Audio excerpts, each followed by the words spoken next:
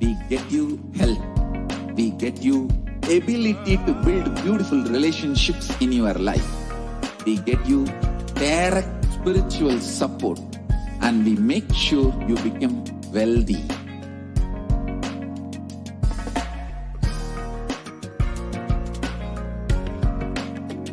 We won't stop giving you just good life. We will literally not stop till you live enlightened life. Manifesting the state of Paramashiva, space of Paramashiva, powers of Paramashiva, being of Paramashiva.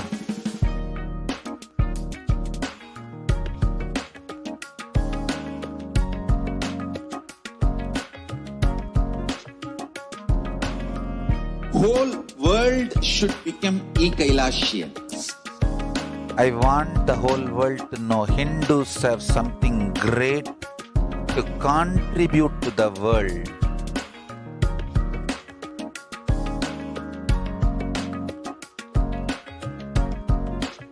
We have something great to contribute to the world. Let us do that.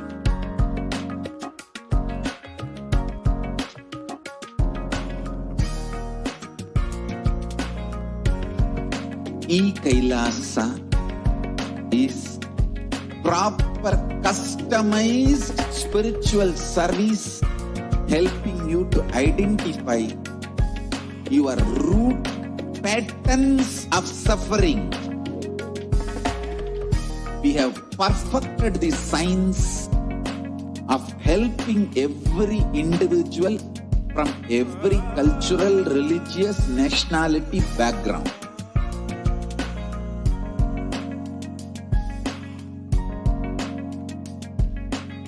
You will have lowest reactionary assumptions, highest awakened response, alive response for life continuously.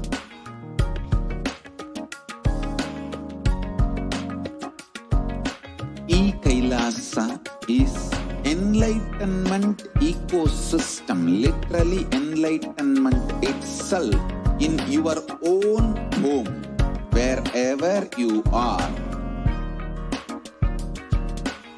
Promised spiritual service helping you to complete with your life negativity, withdrawal from life, self-hatred, self-denial, self-doubt, so much of tiredness, laziness. We can support you, aligning your diet, your attitude, your aptitude, your understanding about life. We can help you with everything.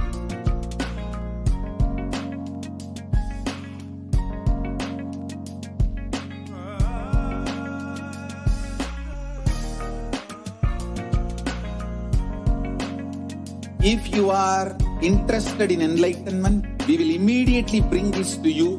If you are not interested, we will explain the whole science, inspire you, and make you interested in enlightenment time.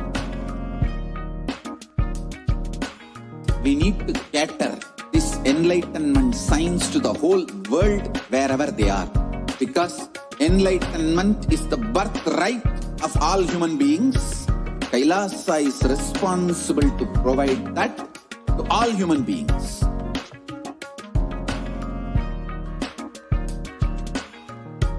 Kailasa is the totality of the knowledge I received from my gurus and practice manifested in my life, perfected by teaching millions of people from all cultures, time zones, backgrounds, genders, nationality, race, from every creed.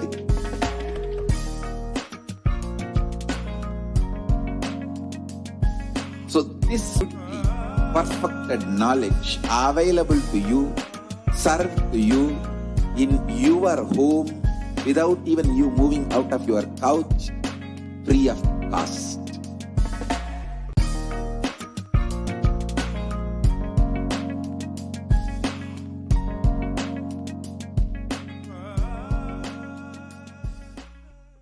Just be alive for next 3 years. Don't die within next 3 years.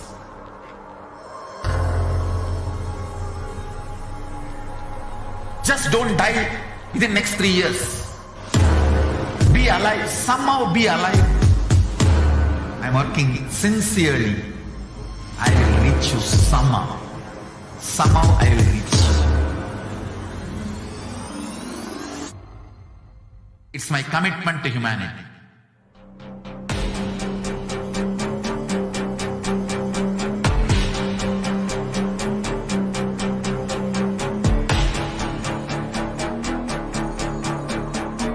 Just don't die within next 3 years.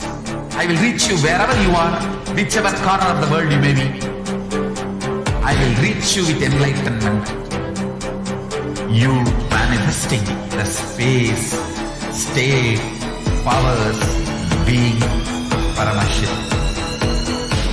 It is possible, and it is possible for you.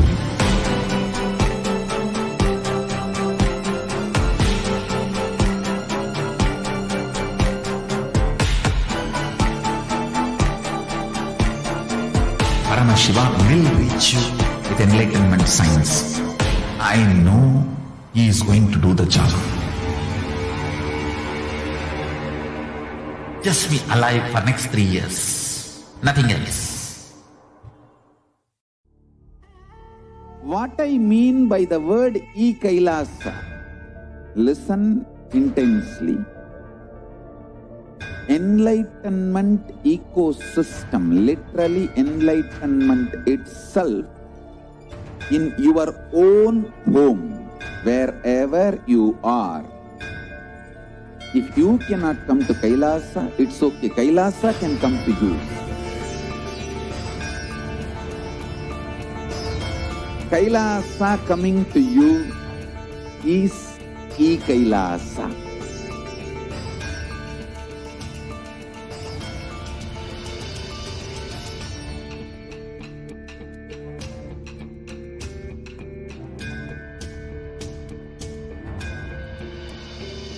I will revive Hinduism. I am a Hindu revivalist, not by any revolution, but by evolution.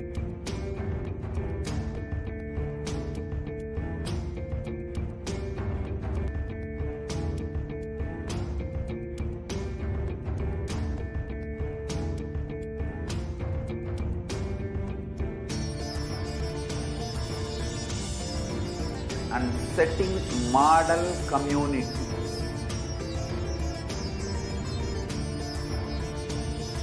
Kailasas, enlightenment ecosystems, Sarvanya Pitas all over the world.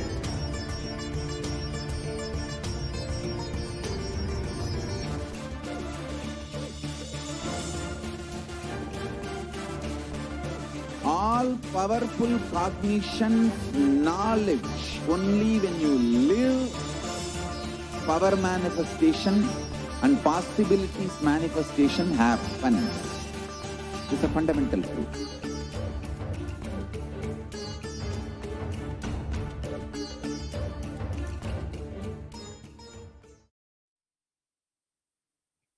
Nithyanandam, welcome back to all of the viewers after that very short break. We were just able to understand from one of the representatives from the Adi Kailasa Sarvagnapitam on the different various contributions that the Supreme Pontiff of Hinduism has done through the Adi Kailasa Sarvagnapitam, the Adi Kailash ship, literally, which the Supreme Pontiff of Hinduism built from scratch in order to help each and every one of us, millions of us across the world, and the global Hindu diaspora, as well as humanity itself, to sail through this pralaya.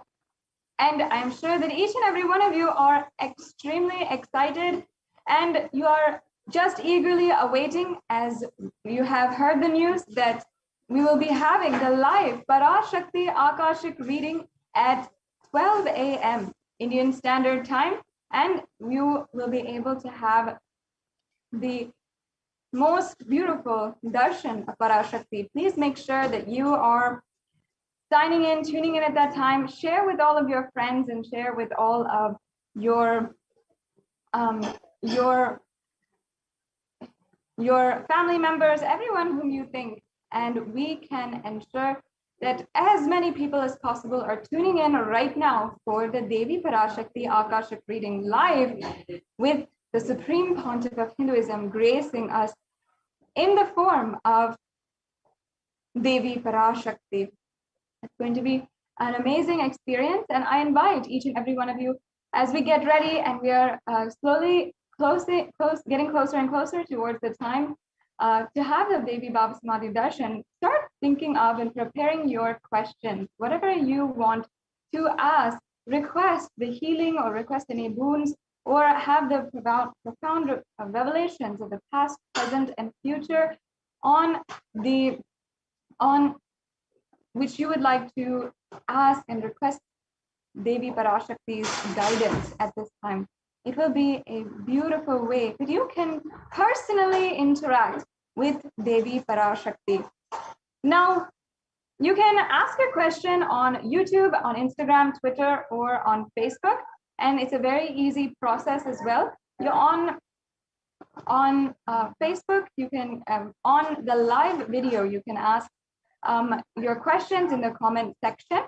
You can ask your questions as well on YouTube. If you are a member of the Kailasa's HDH Nithyananda YouTube channel, you can ask your questions on the YouTube chat, and it's a very exclusive place where you can chat and interact personally with Devi Parashakti. You can ask your questions, you can request boons, you can request for healing, you can request for wealth or long-lasting relationships in your life. Whatever that you want in your life, you can ask and be blessed with the grace of Devi Parashakti. You also have an option to ask your questions on Twitter, and you can ask your questions by hitting reply to the live feed tweet and using the hashtag #AskTheAvatar. And in that hashtag, you can ask your question. With that hashtag, you can ask your question, and you can request any of the boons that you want, and make sure that it is in the thread for the live video. And also, we have an option on Instagram. If you would like to ask your question on Instagram, then you can ask your questions on the recent post, the post for today for the Devi Parashakti Akashic reading. And as well, if you would like to, if you're not social media savvy and you don't know what social media is, you're not very comfortable with it, then you can ask your question on WhatsApp. Through WhatsApp, you can go to kailasa.org and ask your question for Devi Parashakti through WhatsApp. So now that you know how you can ask your question today, we can enter into the next segment of the program, where we'll be understanding more and more into the persecution against the Supreme Pontiff of Hinduism. And as it is still July, the official Hindu Persecution and Hindu Holocaust Awareness Month, we are continuously sharing with each and every one of you the details of what is going on, what is currently happening, and what has been happening for more than 2 decades. The atrocities that have been implemented against the Supreme Pontiff of Hinduism, and not just the Supreme Pontiff of Hinduism, but how that literally just that what has happened over the last 27 years is a hologram of the entire Hindu Holocaust that has been going on for 1,000 years. And if you contrast the amount of work the Supreme Pontiff of Hinduism has done for empowerment of humanity to the amount that he has been literally tortured at the hands of the anti-Hindu militant terrorists that are actively rampaging and destroying Hinduism in all different ways, we would be absolutely shocked at how much has been going on. If I can just give an example of the empowerment of women that the Supreme Pontiff of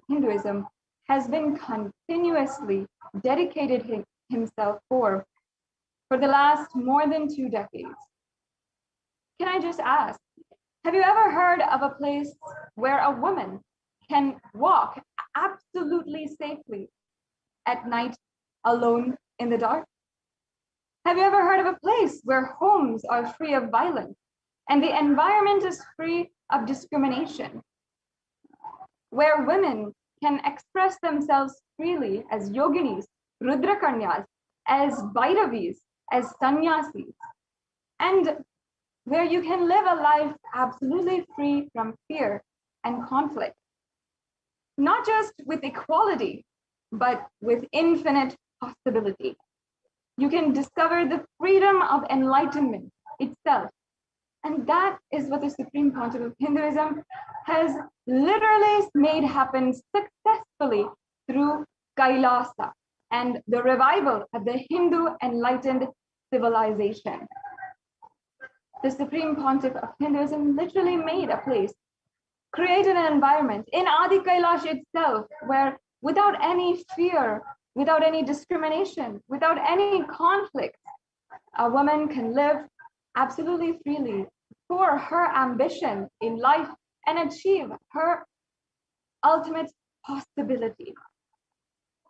And this very ecosystem, as we all know, is absolutely rare on planet Earth this day and age, where we're facing workplace discrimination, we're facing gang rape in public streets, and especially in a country where the violence against women is absolutely abysmal. And the statistics of the violence against women is simply through the roof. And we have not seen the change in this matter for at least a century. Where did it all start? How did this happen, and how can we solve it?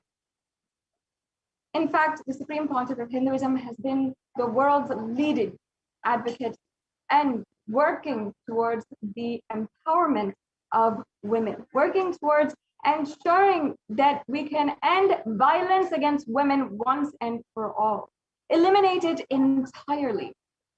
And if you envision a world where women are absolutely free from violence, then the Supreme Pontiff of Hinduism is really the only hope. And if we do not intervene right now, and that Hindu solutions are used in order to create violence-free ecosystems around the world, as the Supreme Pontiff of Hinduism has been doing with more than 2,500 satsang centers and so many huge ecosystems ongoing, we know that we will not be able to even see the next generation sustain itself without having the violence against women become worse and worse. And it'll simply go out of hand. We need to understand, especially with the violence against women that is happening in India and the numerous reports of femicide, it is only the Supreme Pontiff of Hinduism who has actively been able to voice out the acts of violence against women in an international platform and shed light into the violence that has been made invisible, that has been underreported and not reported at all and made absolutely invisible. The violence that is ongoing in marginalized communities of India, as well as all over the world with the global Hindu diaspora. And there has always been an extremely thought through and cunning strategy that anti-Hindu militant forces have used against the anti-Hindu militant forces have used against all of the people and all of the indigenous minorities in India. A strategy which would silence the whole public, and which would not even create an alarm in the international audience. This strategy is with the use of propaganda, with the use of extremely cunning and strategic elements to invade and infiltrate into Hindu communities and destroy it from the inside out. All of this is a strategy been done by anti-Hindu militant forces for thousands of years. And we have seen for the last 1,000 years how against Hindu women specifically, the amount of violence that has been done against them is terrifying, to say the least. Horrifying to see how much violence and brutal force was used against the Hindu women, where literally the heads of the babies of women and mothers would be garlanded around them, where they will be enslaved and moved in cages from town to town as the Mughal invaders had been continuously rampaging, invading, and looting town after town, temple after temple. And we have seen the record of the number of women who have immolated themselves because they were fearful of the absolutely terrifying acts of their invaders, who would even dehumanize them and dehumanize their dead bodies as well. And not only that, the sacred women of Sanatana Hindu Dharma have always been entirely sexualized and objectified by the propaganda schemes implemented by anti-Hindu militant forces. For example, the sexualization of Rudra Kanyas was a crime done against the most sacred women in the Hindu civilization. And the objectification of them started in the propaganda that the Mughals and the British had implemented in the society. They had first were continuously trying to project in British media and the different forms of media at that time, like newspapers, books, and in different magazines, in the media at that time, continuously trying to project Rudra Kanyas as prostitutes. And first, they themselves would rape and dehumanize and enslave the Rudra Kanyas, and then they would project all of the Rudra Kanyas as prostitutes and women with no chastity. And then they would strategically implement laws in order to so-called reduce the crime that they themselves had started in the society. And we have seen this in so many different examples. And even today, as of the Madras Act of the 1800s, there has been absolutely no legal recourse to reverse the laws against and the crimes against the women of Sanatana Hindu Dharma and the Rudra Kanyas. Even today, it is illegal for women to be employed and to be to work in the temples because of the propaganda that they created, as if women were being used and enslaved in the temples. But it was the anti-Hindu forces who had started these crimes against us. And from that time, the Hindu women, the Rudra Kanyas, were always sacred women who were literally the Sangha Jananis, as in the mothers of the whole Sangha, who held the community together and held the whole society together and were responsible administrators for the entire temple ecosystem.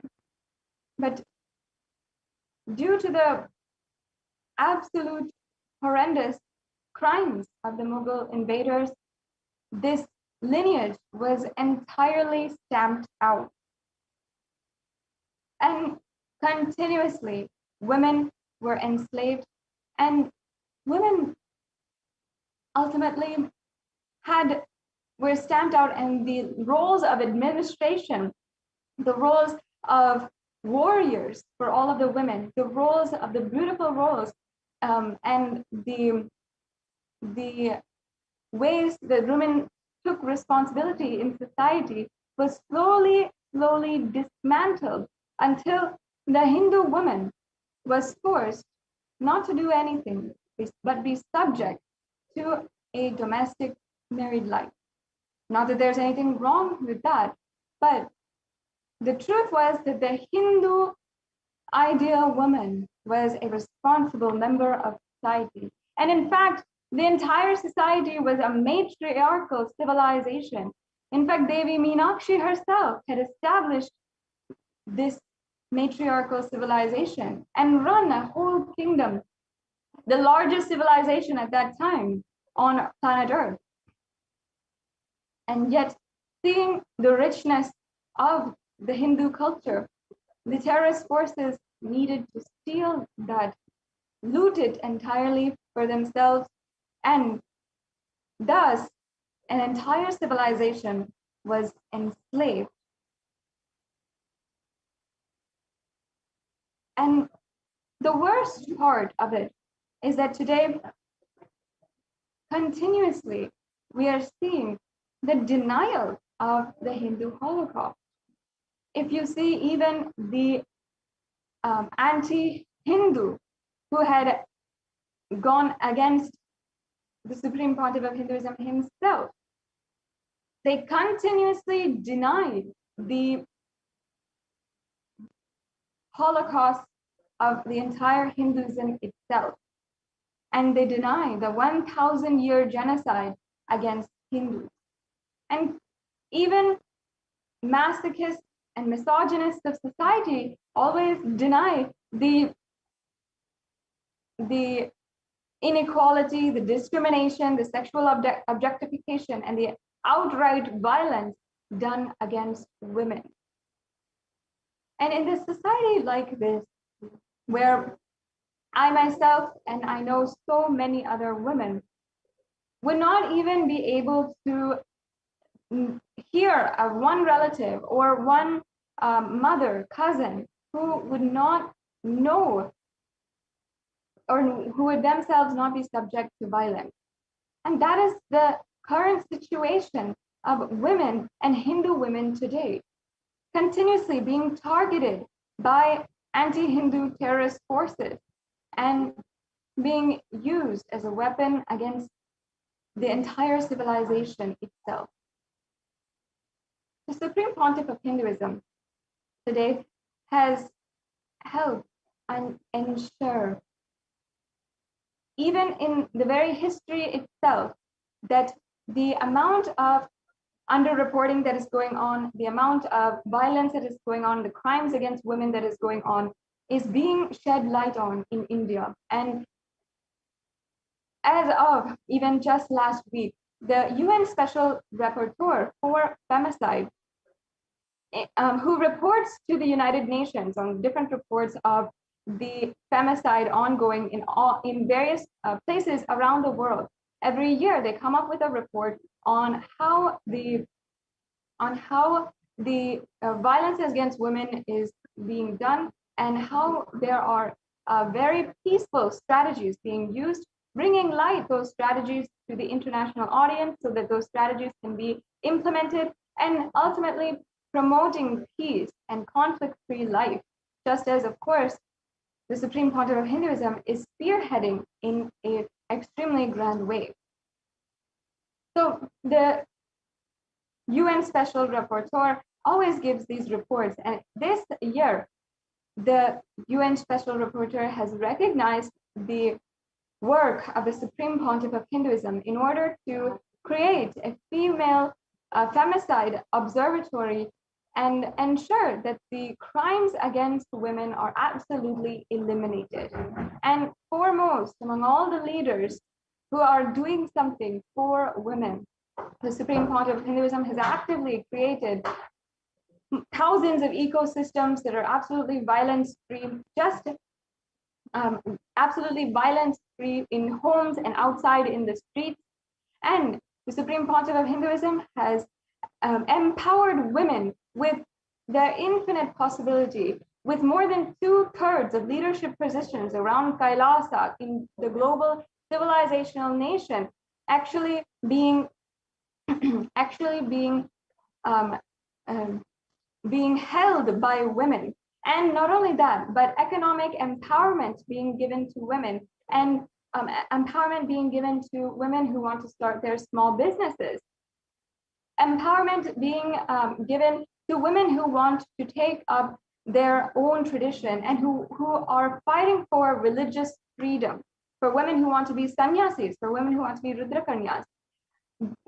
Violence against women who are sannyasis and sacred Hindu women in India is absolutely abysmal. And if we see the reports on violence against women, specifically on the Hindu women, it'll be just devastating and terrifying to see that.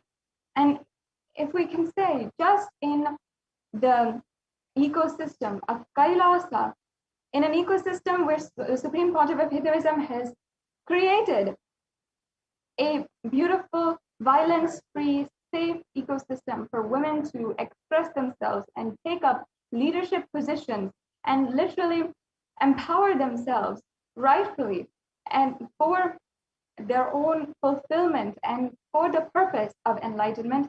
In a very perfect ecosystem such as that, the anti-Hindu militant terrorists were able to infiltrate and to brutally violate the rights of women with so many attacks against women in Kailasas across the world, in Kailasas in India, as well as internationally. The women of Kailasa have undergone so much. If it is either brutal rape, blackmail, sexual objectification in the media, whatever it is, the Supreme Pontiff of Hinduism has continuously been advocating and giving each and every one of us women in Kailasa a safe space to heal from the trauma that we might have been subject to by anti-Hindu militant forces, and has also given each and every one of us a voice in order to share our story and to tell that we are not the only ones, and perhaps it might just be us who are able to, by the grace of the Supreme Pontiff of Hinduism, to be able to voice out the crimes against women that have been happening against the women of Kailasa, but also the fact that still the violence in communities, in marginalized communities, in Hindu communities has not stopped and is only worsening. And if we don't do anything now, the situation will only get worse. And if we just take the example of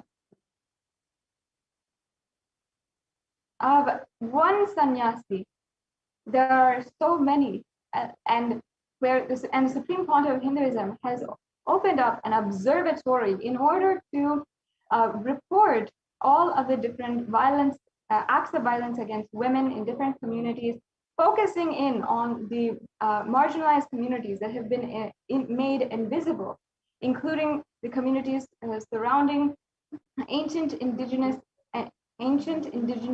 communities such as the Tondemandalam Adinam, the Tanjavur Adinam, and the 4 ancient kingdoms that were once ancient kingdoms but are today reduced to marginalized communities and simply made invisible.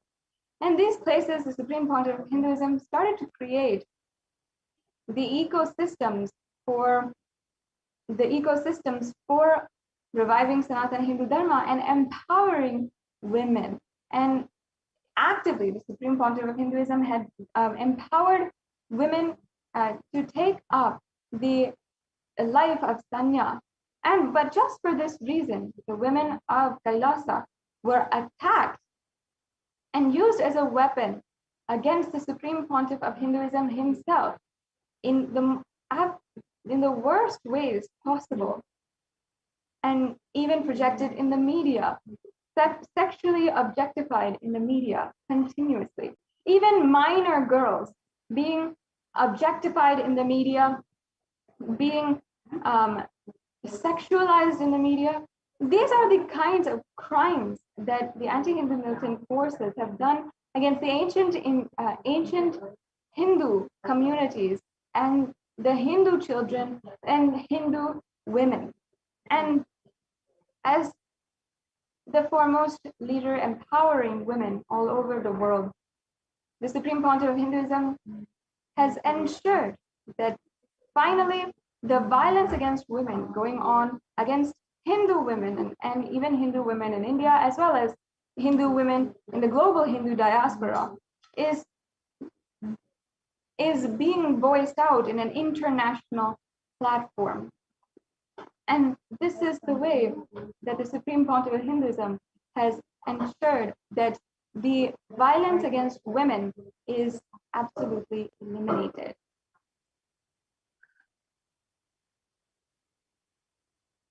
And the way that the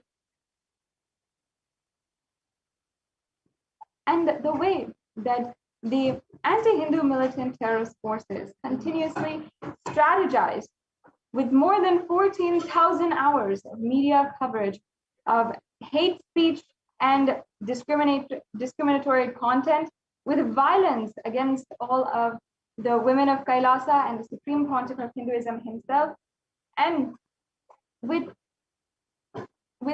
brutal physical acts of violence against all the different adinams and properties, where literally the adinams were destroyed. And even now we have the evidence, we have foolproof evidence that these adinams were destroyed, that anti-Hindu militant forces had literally raided the adinam and had destroyed all the different properties, have turned over the cars, have destroyed and attacked female sannyasis, have raped and gang-raped female sannyasis, and yet there's still no legal recourse. A woman who is attacked, for example, if I can take the example of Ma Nitya Achalananda Swami or Ma Nitya Bhaktikananda Swami or Ma Nitya Jnanatmananda Swami. In 2012, they were attacked in a raid against the Adi Kailasa Sarvajnapeetham, when anti-Hindu militant forces had raided the entire Adinam and brutally raped the Adinavasis, the female Adinavasis. And among the group that was physically assaulted and raped was Ma Nitya Achalananda Swami and Ma Bhaktikananda Swami, as well as Ma Jnanatmananda Swami, and 16 other sannyasis who were physically assaulted, raped, sexually objectified, and all of this being publicly broadcasted in the media. And yet what happened against these women? Within 24 hours, the women, without even being told, without even understanding why, these women were arrested by authorities who had illegally arrested them, even though it was absolutely illegal to do so. In India, it is illegal to detain a woman past 6 p.m. at night, and it is against the law to detain a woman overnight in any type of cell or authorities which is not her home. Yet, these 16 women in 2012 were kept for overnight in a cell, and in that time, not even being told that the anti-Hindu militant forces were actively trying to file cases against them, and being subject to the most brutal ridicule, harassment, and violence by the authorities in question and in control in that situation. These are the exact rights that we are being denied. Simply the right against not being arbitrarily arrested is stated in the UN Declaration of Human Rights. The right not to be arbitrarily arrested, the right to live a conflict-free life. These are our basic human rights as declared by the United Nations, and yet we have simply not been able to even voice out the crimes done against us. Pleading, we went to different police stations, we went to different authorities, we went to different judges, we went to every single authority in hand, in control. We went internationally. And yet only now, finally, because of the continuous persistence of the Supreme Pontiff of Hinduism to continuously ensure that he makes himself available to each and every one of us and ends violence entirely. Now, the women of Kailasa have the voice, at least one voice, in the United Nations. And in fact, in the United Nations website for the special rapporteur for femicide, the Kailasa is listed among all of the civil society organizations that are actively working in order to stop and eliminate violence against women. And the report of the violence against women done against women of Kailasa was submitted to the UN and accepted and is now published on the UN Special Rapporteur for Femicide page in the UN Commission for Human Rights website. And this is an amazing victory for each and every one of us who has been literally crying, desperately searching for at least some way, a voice where we can express what has happened to us, the violence which has happened against us. And it is all due to the hard work, the sacrifice of the Supreme Pontiff of Hinduism. Because it's not as if, not without the Supreme Pontiff of Hinduism having undergone so much and sacrificed so much, himself going through more than 70 assassination attempts. Continuously, we've been seeing the violence against women that has been happening. And the women who have always, for no reason other than that what they wanted was to live the lifestyle of a sannyasi, or live the Hindu lifestyle that the Supreme Pontiff of Hinduism was reviving. For no reason other than this, being attacked and brutally raped, blackmailed, sexually objectified in the media, and the worst, being used as a weapon against the Supreme Pontiff of Hinduism himself in their act, in their strategy and cunning manipulation to try to destroy the mission of the Supreme Pontiff of Hinduism. And in 2012, the very women who had been brutally raped, who had been attacked, and that attack being broadcasted in the media, as you can see, this is the exact attack that we are showing right now. As you can see, the attacks against the administrators and the women of the whole Adinam, and each and every one of them was attacked brutally, some of them needing to be rushed to the hospital, some of them needing to recover from the acts of violence done against them, but without any ounce of sympathy, Within just 24 hours, the state authorities had come inside once again, and without even telling the women, they had arrested the women and taken them and detained them overnight. You can see some of the absolute violence that is ongoing here against the sannyasis of the Nithyananda order in Pavalakundru. And not only that, there's been violence against the sannyasis in the ancient kingdoms of Tanjavur and Tiruvarur and Vedaranyam and Panchanadikulam. You can see here literally the women who had literally collapsed after the rape done against her, and the sannyasis are trying to rush her to the hospital. People are stopping them. This is the extent of the violence against women that has happened. We have seen the worst kinds of violence that has happened against the women of Kailasa, and not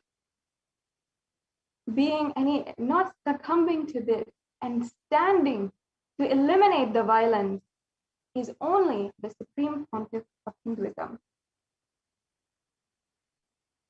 Even if you see the attacks that happened in 2017, again, a woman has fallen, a sannyasi has fallen because the brutal rape done against her, and all of Hindu sannyasis, the women sannyasis, were helping her and rushing her to the hospital in order to make sure that she has the medical treatment required.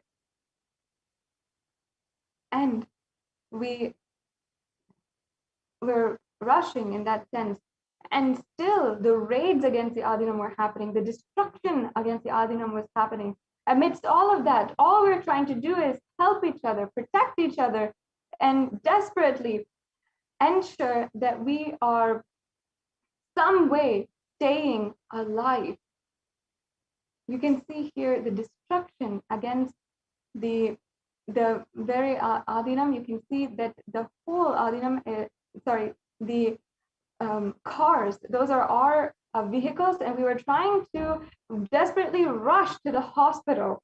And each and every one of us was trying to desperately rush to the hospital, while after one of us had fallen and had fainted and collapsed after the brutal rape done against her, we were trying to rush her to the hospital, and immediately the anti-Hindu militant forces had come and pushed over, literally, you can see the footage now, more than 100 of them had come and pushed over the vehicles, had entirely destroyed the CCTV camera footage, had destroyed and punctured the tires in all of the vehicles. And all we're trying to do is rush our sister Sannyasi to the hospital so that we can get her aid and we can keep her alive, because she was bleeding profusely.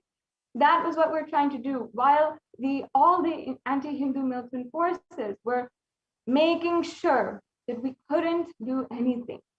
And even afterward, we would not even be able to present the footage and present the evidence to the police, because they had literally destroyed the CCTV camera footage.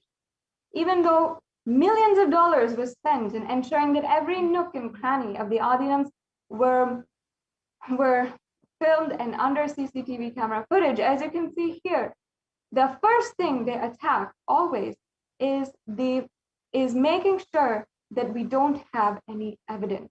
And one by one, each and every one of the CCTV cameras was entirely destroyed. Even I was present in this attack against while the anti-Hindu Hindu elements had attacked the Trishulam Adinam. And from personal experience, I can say that it was the worst experience of my life, seeing the amount of guerrilla attacks against peaceful Hindu sannyasis. In this moment, in that attack, all of us literally were trying to hide in a corner and protect ourselves.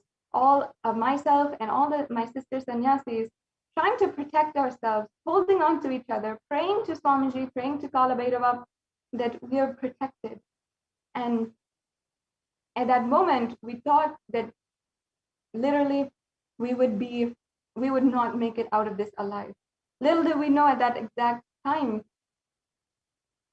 one of us in another cabin was being attacked and she was losing her life, literally. So we all rushed to her, and you can see the footage. We actually all rushed to her, and we were helping her out of the cabin and trying to rush her to the hospital because she was bleeding profusely, unable to even walk, unable to even think for herself, unable to communicate.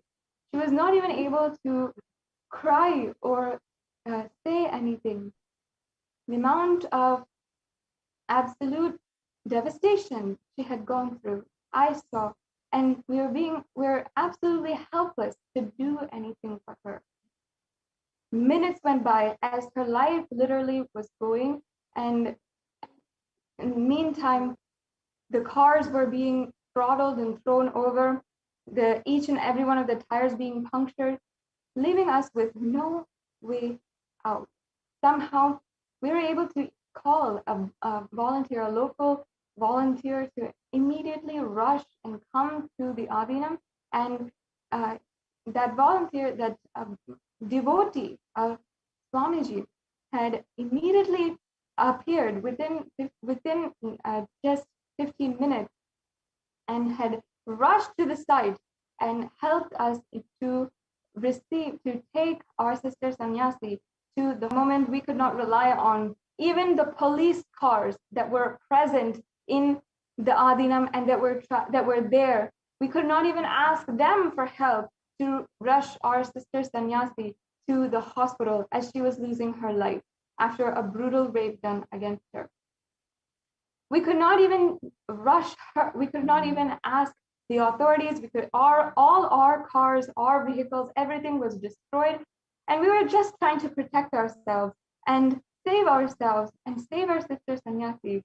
And at that time, because of the love and devotion that that devotee had for Swamiji, he immediately showed up and rushed to the scene and helped us take our sister Sannyasi to the hospital and save her life. Like this, we have seen so many different acts of violence. In this footage, as you're seeing, another brutal incident where the women sannyasis are being raped, even with children present, and even the children needing to be subject to sexual violence. And then protecting, as you can see, they are simply protecting their own deities, holding on to their deities, and with their own life protecting the deities and trying to save themselves, whether it is or our brothers sannyasis who have done everything to defend us, and the Supreme Pontiff of Hinduism, who himself made himself subject to so much of attacks, assassination attempts, and brutal violence. Continuously, as a community, we have been trying to fight. We've been trying to sustain ourselves, defend ourselves, as literally one by one, so many of us are being violated. Today, it brings us so much of relief, so much of happiness and victory that finally the United Nations has recognized the persecution ongoing against the Supreme Pontiff of Hinduism. Because ultimately, even with having undergone so much of violence, even having been victim to rape, to gang rape, to brutal assaults, Nothing brings more pain in our lives than seeing the one being who has stood up for each and every one of us, the one being who has protected each and every one of us, empowered each and every one of us like a true father, and like Paramashiva himself, who has come down to aid and protect us and to empower us to raise us, has gone through so much. And Swamiji has literally been through so much for all of us, ultimately, to live in this Hindu ecosystem.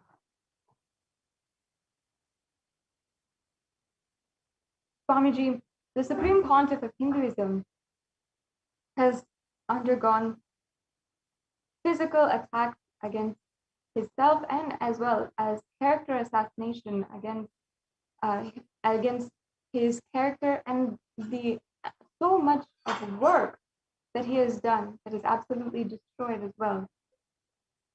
And either with the incessant lawfare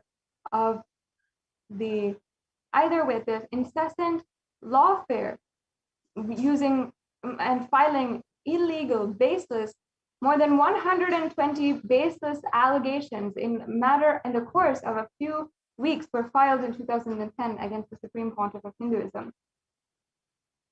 Or using brutal attacks where in just a matter of 3 and 4 days, every single Adinam in India was raided, trespassed, was burnt down, all the books burned, and all of everything being just simply destroyed within just 3 or 4 days.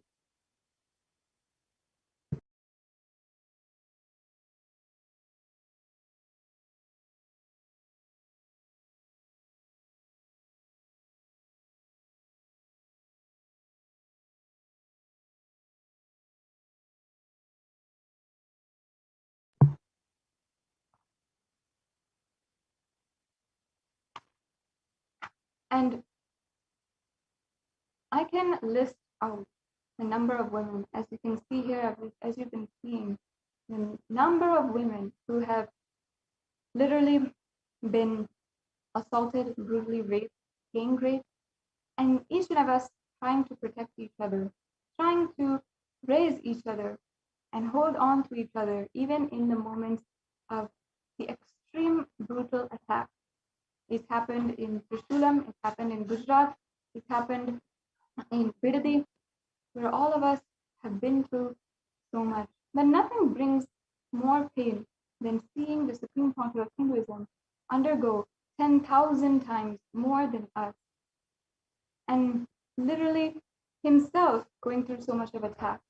Because as women, the Supreme Pontiff of Hinduism is the only leader, the only being in the whole world who has stood up for each and every one of us to be empowered, to live the empowered lifestyle, to end discrimination and violence. As you can see here, this is the footage from the attacks against Trishoolam, as well as all my sister sannyasis. And I can say that in a moment of attack, when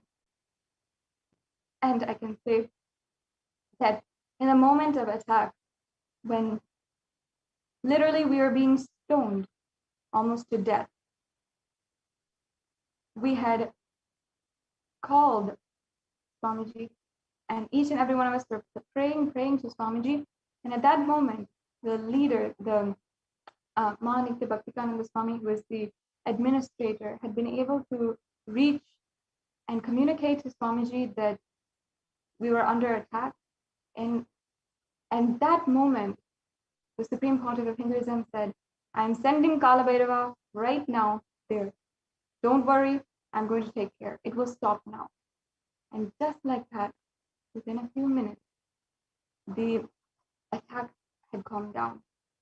And only then we were able to move out of our cabins and go out and begin the recovery. The Supreme Pontiff of Hinduism has literally been the only being, and today is the only hope to end violence against women and end all violence against women. The Supreme Pontiff of Hinduism has taken a strong stand in order to protect each and every one of us and go through anything in order to protect each and every one of us. And not only that, the Supreme Pontiff of Hinduism has taken so many different types of action in order to establish these violence-free Hindu ecosystems around the world. And now, with the help of the United Nations, where the United Nations has recognized the persecution against the Supreme Pontiff of Hinduism and has helped bring the persecution to an international platform and has helped bring international audience to listen to the violence that has been going on for so many thousands of years against Hindu women. And in that way, the Supreme Pontiff of Hinduism has literally been able to help each and every one of us and empowered each and every one of us to live the Hindu lifestyle that we want to, out of our own strong voice and our own decision. Each and every one of us, women of Kailasa, took up this lifestyle of wanting to live the Hindu lifestyle, of standing for our sacred sentiments, and of standing for the deep, beautiful declarations of Sanatana Hindu Dharma that we are Paramashiva, and fearlessly standing for that. And it was the Supreme Pontiff of Hinduism who has unconditionally stood for each and every one of us and supported each and every one of us as guru in our lives and helped us realize that and is continuously working towards ensuring that we will raise to that ultimate reality that we wanted to stand for and live the life of religious freedom.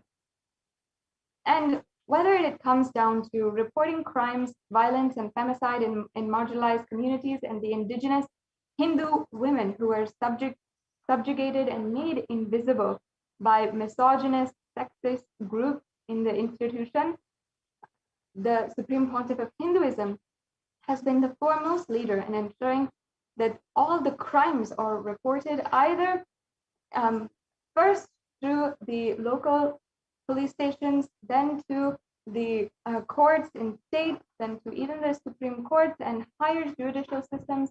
And even then, when there was no legal recourse, now taking that to the international platform and the international level.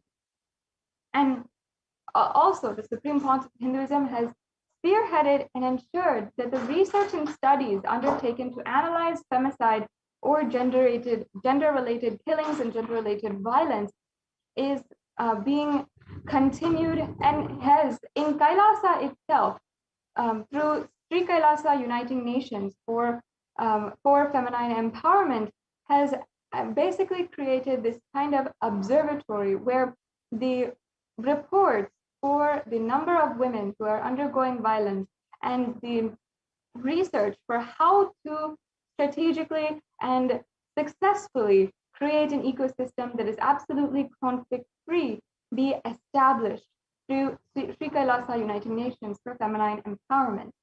And not only that, the Supreme Pontiff of Hinduism has literally given such beautiful solutions and concrete measures to improve the support to victims of violence and to prevent femicide. And this might be through either physically protecting the victims or targets in monasteries, through protective ecosystems, or providing healing through proven ancient therapeutic methods of removing trauma and pain and also through empowering women with leadership roles and supporting women in traditional business, through economic empowerment, through, of course, through the end of bringing an end to the violence. And also the Supreme Council of Hinduism has as well ensured to continuously report and also work towards the result and analysis of femicide cases, and by providing guidance and empowering victims to seek legal justice and recourse for the crimes done against them, the Supreme Council of Hinduism has been continuously ensuring that the legal systems as well are held accountable for the amount of violence that is ongoing in India. And as well, the UN Special Rapporteur has recognized the amount of work that the Supreme Council of Hinduism has been doing, has been seeing, and in several occasions ensured that even the solutions the Supreme Council of Hinduism has been making and has offered to the world through the Kailasa ecosystems is actually implemented and can be implemented in various ecosystems across the world. As I was saying before, have we even heard of a place where women can feel absolutely safe walking out alone at night, especially in India? Have we even heard of a place where a woman can freely, safely, knowing that she is absolutely protected, walk outside alone at night? I myself can tell you that I have lived in a place, and that is Adi Kailasa Sarvagnapeetham, where I can feel absolutely protected at night walking alone in the dark. And that is because of the ecosystem that the Supreme Council of Hinduism has created. From India, we have heard so many, numerous cases of gang rapes happening at night, of brutal violence and assault happening right out on the street in the pitch dark. But in a place such as that, the Supreme Council of Hinduism has literally created a safe harbor for all women to live, and a place where homes are free of violence, and a place in an environment free of discrimination, a place where women can express themselves as yoginis, rudrakanyas, bhairavis, as sannyasi, and not just express themselves with equality and different human rights, but with infinite possibility, with the possibilities that Sanatana Hindu Dharma promises to each and every one beyond our human logical understanding. And that is the very place that the Supreme Council of Hinduism has created. Adi Kailasa Sarvagnapeetham is the very model ecosystem where a woman can walk out alone at night in the dark and not even feel 1 ounce of insecurity. She would not even feel 1 ounce of insecurity. She will not feel that somebody is following her or somebody is about to attack her. And she would not even have 1 ounce of that fear. That is the beauty of Adi Kailasa Sarvagnapeetham, the ecosystem that the Supreme Council of Hinduism has created.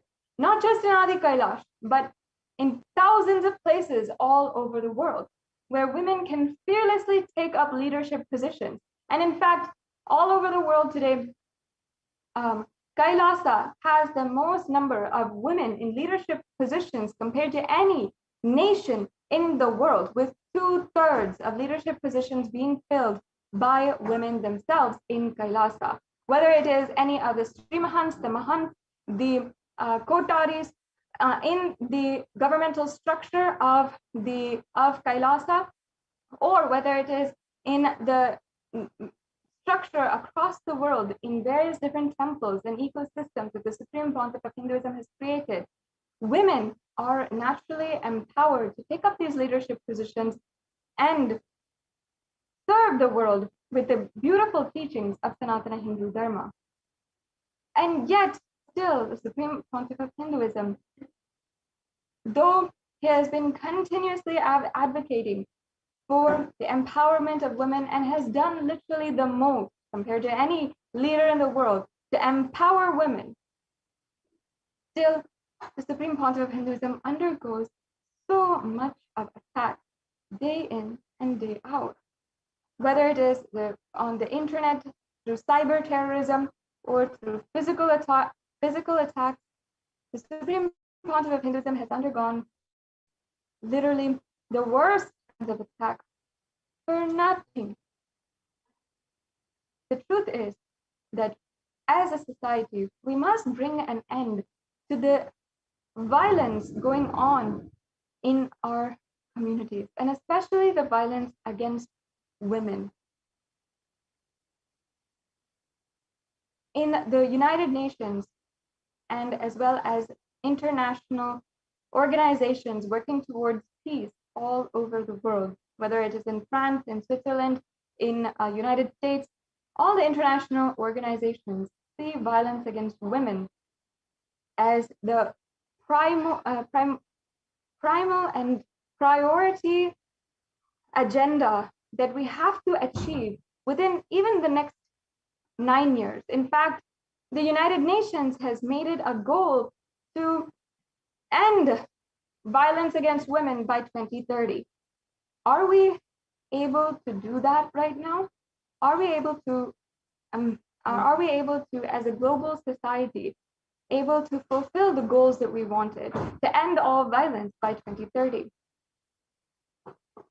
Only the Supreme Pontiff of Hinduism has literally been able to produce the model ecosystems of creating absolutely violence-free communities and standing continuously to end all violence against women and eliminate violence against women.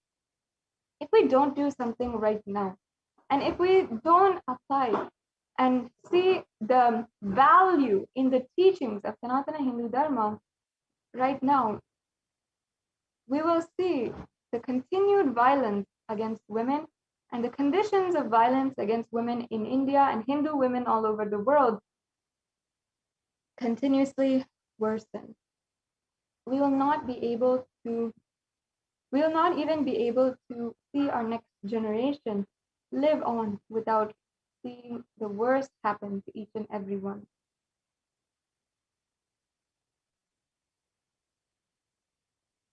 And each and every one of us, Hindus especially, we are responsible for the amount of attacks and responsible for not standing up until now. Perhaps the attacks have been brutal. Perhaps again and again and again we have been attacked. But it is only our fault, and only the blame can come on us if we do not stand up again. And the Supreme Pontiff of Hinduism has made just simply standing up an extremely easy thing, because he is standing as our foremost leader for the global Hindu diaspora of 2 billion Hindus all over the world.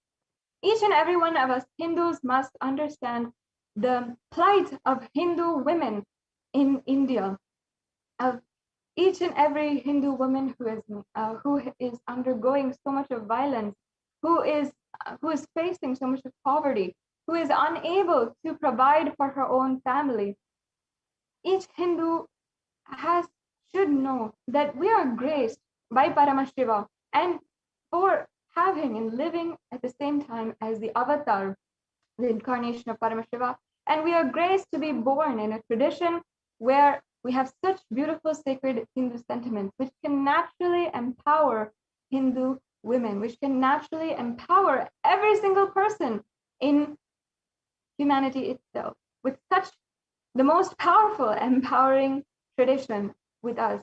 Hindus must realize that it is our responsibility now to stand up. I request each and every one of you who is joining today to share this live program in all of the different various social media platforms. Please share and ensure that at least one more person, your friends, your family, whom you know will listen and understand, and whom you'll just say, hey, I saw this today, I feel it's good, I feel that we should do something. then you can please share this program link and spread the message, and also share the link for the UN Special Rapporteur who has recognized the persecution against the Supreme Pontiff of Hinduism. Please take a few minutes and you can share right now with all your friends, with all your family, and we'll be right back and continuing today's program after a quick break.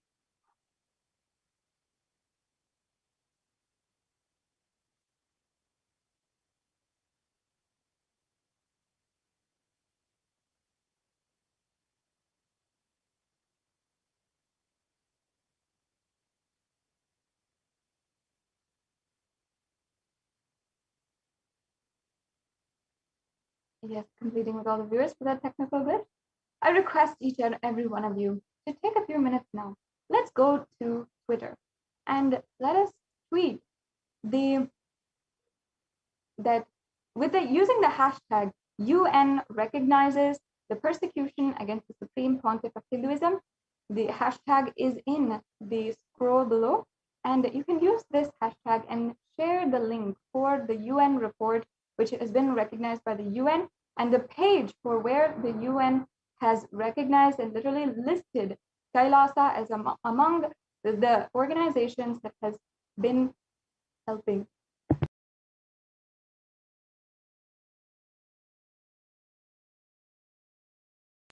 So you can go to Twitter right now and use the hashtag UN recognizes the persecution against the Supreme Pontiff of Hinduism, and you in this hashtag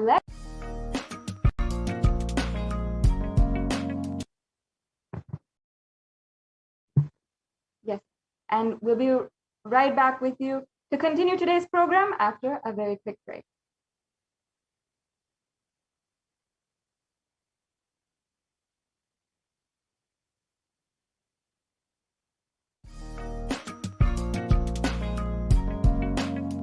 We get you health. We get you ability to build beautiful relationships in your life. We get you direct spiritual support, and we make sure you become wealthy.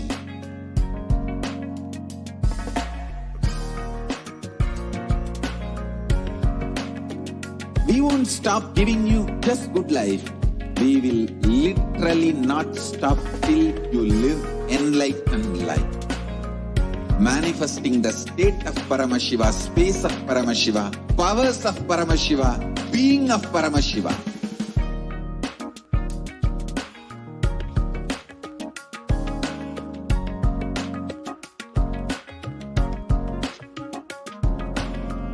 Whole world should become Kailashians. I want the whole world to know Hindus have something great to contribute to the world.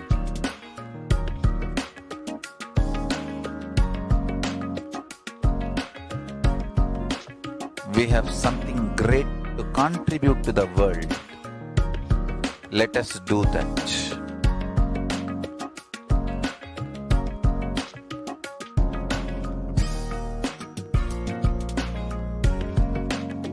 Kailasa is proper customized spiritual service helping you to identify your root patterns of suffering.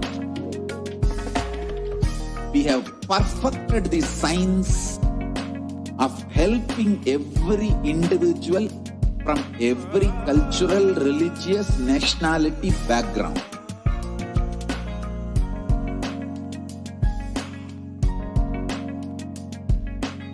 You will have lowest reactionary assumptions, highest awakened response, alive response for life continuously.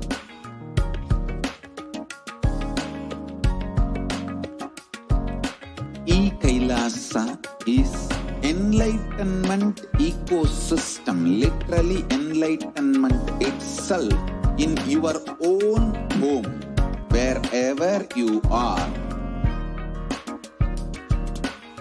proper customized spiritual service helping you to complete with your life negativity.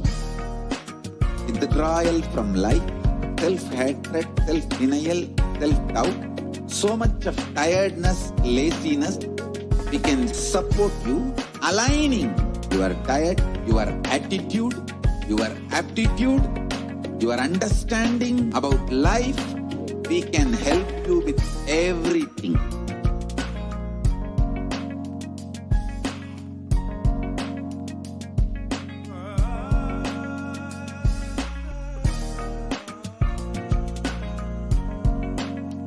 If you are interested in enlightenment, we will immediately bring this to you. If you are not interested, we will explain the whole science, inspire you and make you interested in enlightenment time.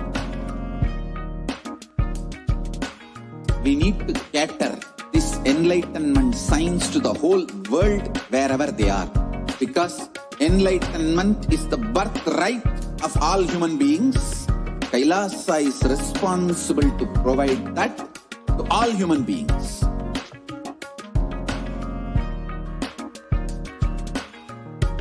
Kailasa is the totality of the knowledge I received from my gurus and practice manifested in my life, perfected by teaching millions of people from all cultures, time zones, backgrounds, genders, nationality, race, from every creed.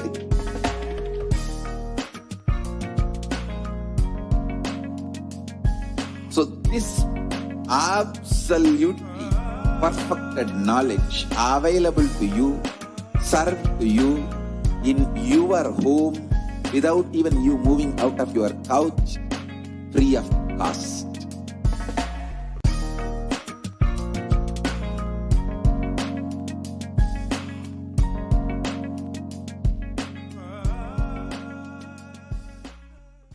Just be alive for next 3 years. Don't die within next 3 years.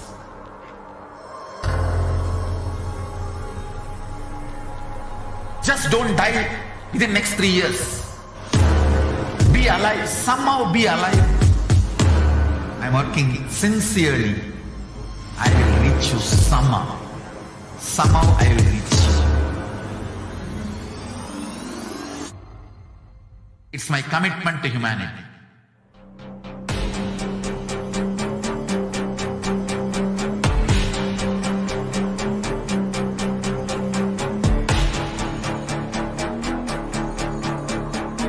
Just don't die within next 3 years. I will reach you wherever you are, whichever corner of the world you may be.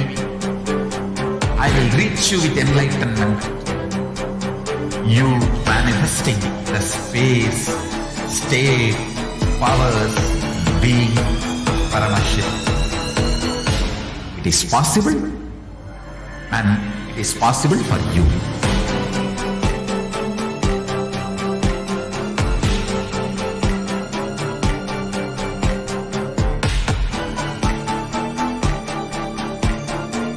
Paramashivoham will reach you with enlightenment science. I know he is going to do the job. Just be alive for next 3 years. Nothing else. What I mean by the word e-Kailasa, listen intensely. Enlightenment ecosystem, literally enlightenment itself, in your own home, wherever you are. If you cannot come to Kailasa, it's okay. Kailasa can come to you. Kailasa coming to you is e-Kailasa.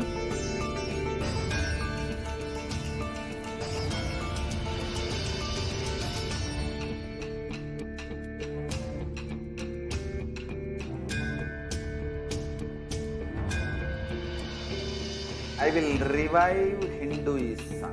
I am a Hindu revivalist, not by any revolution, but by evolution.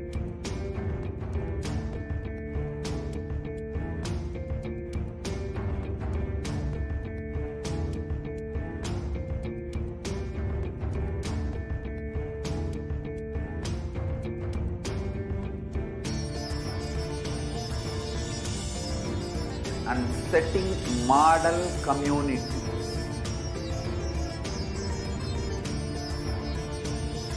Kailasas, enlightenment ecosystems, Sarvanya Peethas all over the world.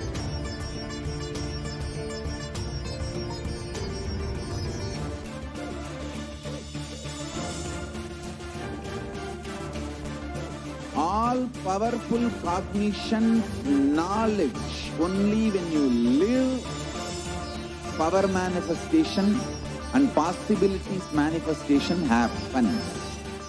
This is a fundamental truth.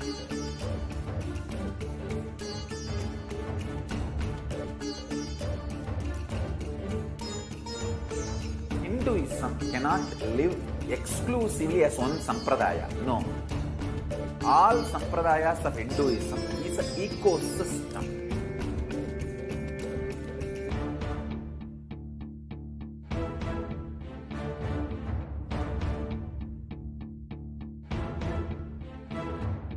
So don't keep quiet thinking that if one sampradaya is attacked, only that sampradaya is going to be affected.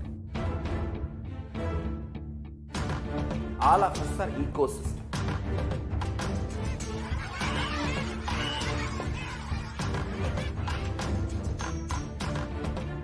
I invite all of you to get involved and enjoy Hinduism by the principle of Dharmo Rakshati Rakshitaha. When you protect Dharma, Dharma protects you. We will make the whole planet flourish spiritually. The spiritual prosperity will happen to the whole planet. We all have to coexist together.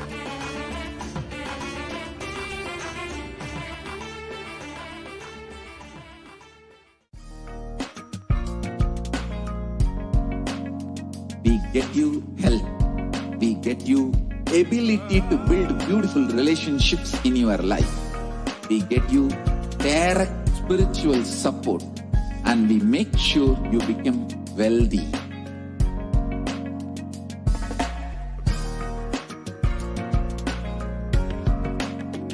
We won't stop giving you just good life. We will literally not stop till you live enlightened life. Manifesting the state of Paramashiva, space of Paramashiva, powers of Paramashiva, being of Paramashiva.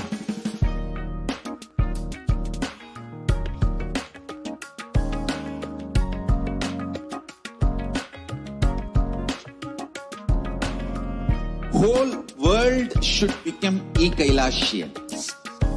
I want the whole world to know Hindus have something great to contribute to the world.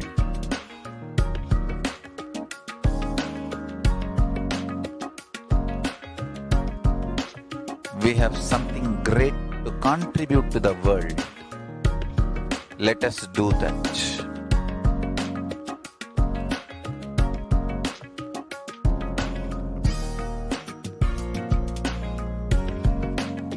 Kailasa is proper customized spiritual service helping you to identify your root patterns of suffering.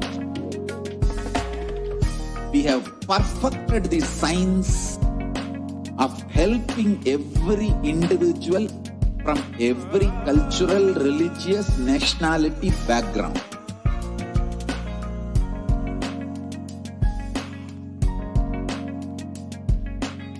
You will have lowest reactionary assumptions, highest awakened response, alive response, for life continuously.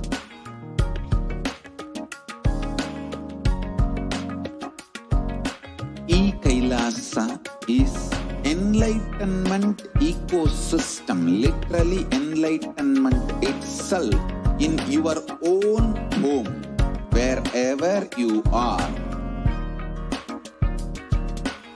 Proper customized spiritual service helping you to complete with your life negativity.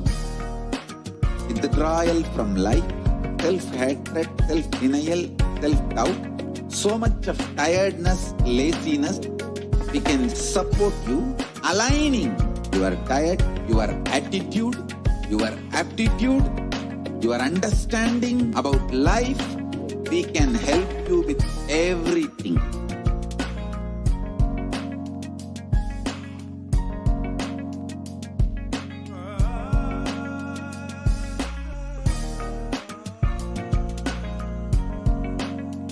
If you are interested in enlightenment, we will immediately bring this to you. If you are not interested, we will explain the whole, inspire you and make you interested in enlightenment time. We need to cater this enlightenment science to the whole world wherever they are, because enlightenment is the birthright of all human beings. Kailasa is responsible to provide that to all human beings.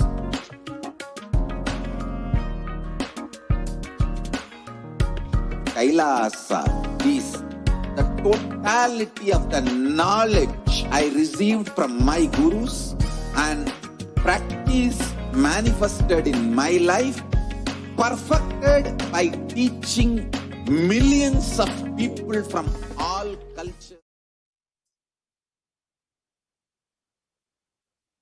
Nithyanandam Paramashivoham Kevalam Jnanamurtim Dvandvatitam Gagana Sadrusham Tattvamasyadilaksham Ekam Nityam Vimalamachalam Sarvadi Sakshibhutam Bhavatitam Tribunarahitam Sadgurum Tam Namami.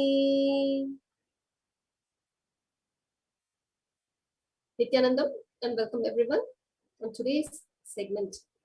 In this segment, as we are celebrating the happening of the Guru, Lord Paramashivam, himself happening as Guru in our life, as we are celebrating the Guru Purnima, in this segment we would like to share the offerings from around the world, the Kailasas and the devotees and people around the world showing their humble gratitude and offering to the Supreme Pontiff of Hinduism, His Divine Holiness, Bhagavan Nithyananda Paramashivam.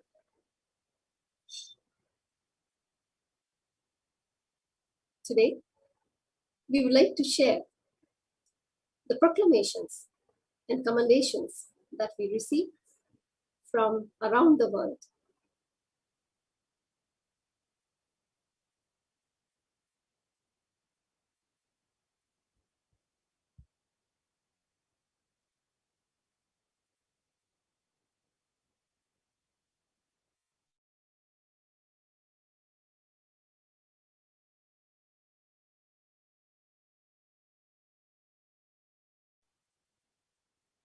We received hundreds of proclamations and commendations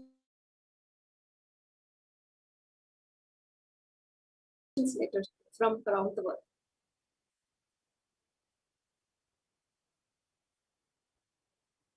From various countries, including the USA, Canada, Trinidad and Tobago, Uganda, Liberia, Lebanon, New Zealand, Ecuador, Brazil, South Sudan, Malaysia, Singapore, Australia, the Netherlands, South Korea, Germany, China, Hong Kong, Taiwan, and many more countries.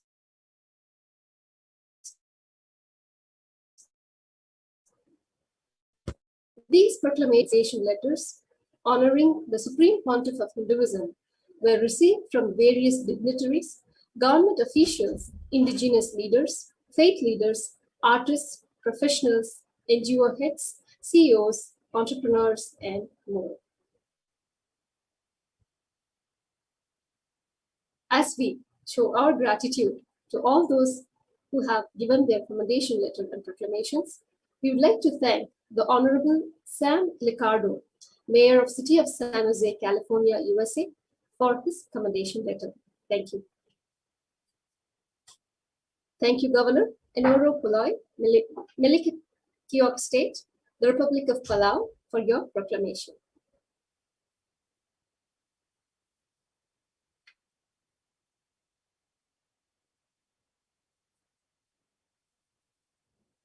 Thank you, Councillor Javed Mohammed, Siparia Regional Corporation, Electoral District of Otaheite, Trinidad and Tobago, for your commendation letter.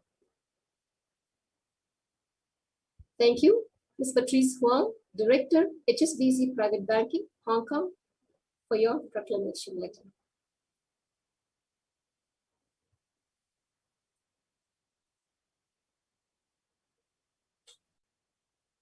We'd like to extend our thanks to Ricardo Bharat Hernandez, Chief and President of the Santa Rosa First Peoples Community from Trinidad and Tobago. Thank you so much for your commendation letter.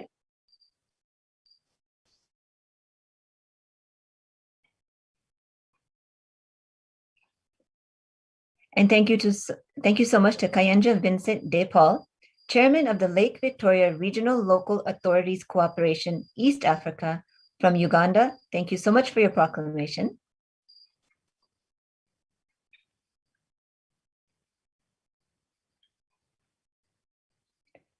Thank you so much to Joshua Kitakule, Secretary General of the Interreligious Council of Uganda from Kampala, Uganda. Thank you for your proclamation.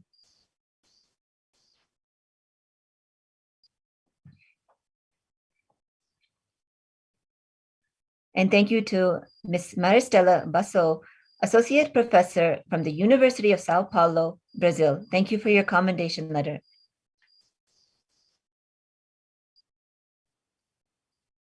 And thank you to Feng An Luan, the President of the Rotary Club Taipei, Taiwan. Thank you for your proclamation letter.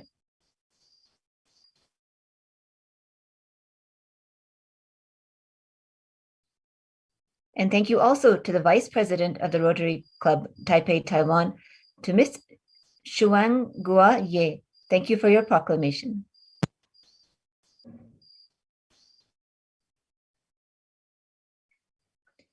And thank you to Mr. Alberto Peña Moscoso, Managing Partner of Expertise Abogados of Ecuador. Thank you for your commendation letter.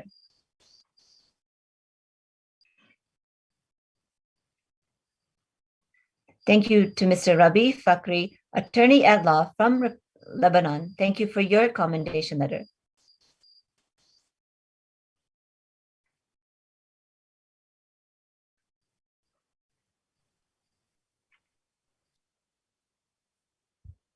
Thank you, Commander Amelia B.T. Gibson, Immigration Support Unit from the Republic of Liberia, for your proclamation letter. We'd like to thank Advocate Reach Malual, spokesperson, South Sudan Bar Association, South Sudan, for your proclamation. We'd like to thank Advocate Wal Madud Aib, the Ancestral Advocates, South Sudan. Thank you for your proclamation. Now from the Republic of Trinidad and Tobago,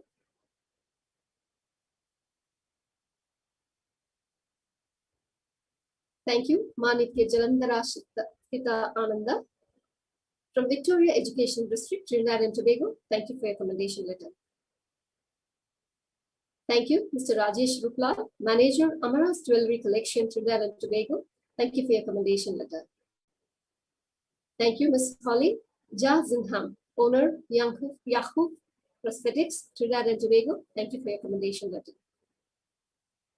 Now from the United States of America, thank you, Mr. Ashok Desai, Desai Diversified Investments, California, USA, for all the proclamation letters and commendation letters.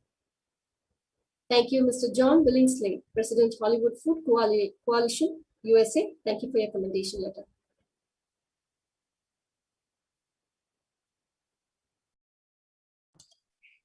Now let us move to the Republic of Singapore.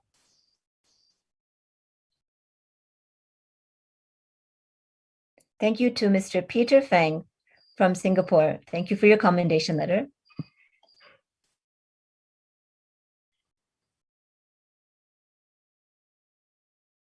Thank you to Jayagari Giridharan, Business Associate and Partner of Windmill Management Associates. Thank you for your commendation letter.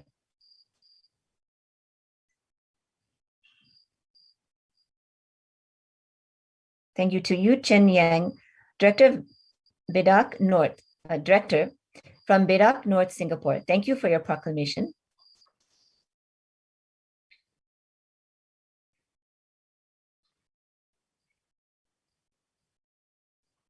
And thank you to Ananda Shraddha and Nitya Ramya, Krishna and Nitya Prasadini, Directors of Nitya Ramya Private Limited from Singapore. Thank you so much for your commendation letter.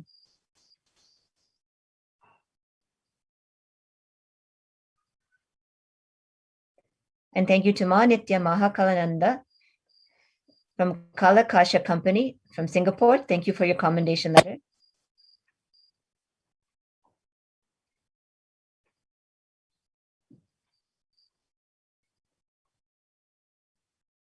And thank you to Edna Ann Lee Ling, founder of Your Future Forward from Singapore. Thank you for your commendation letter.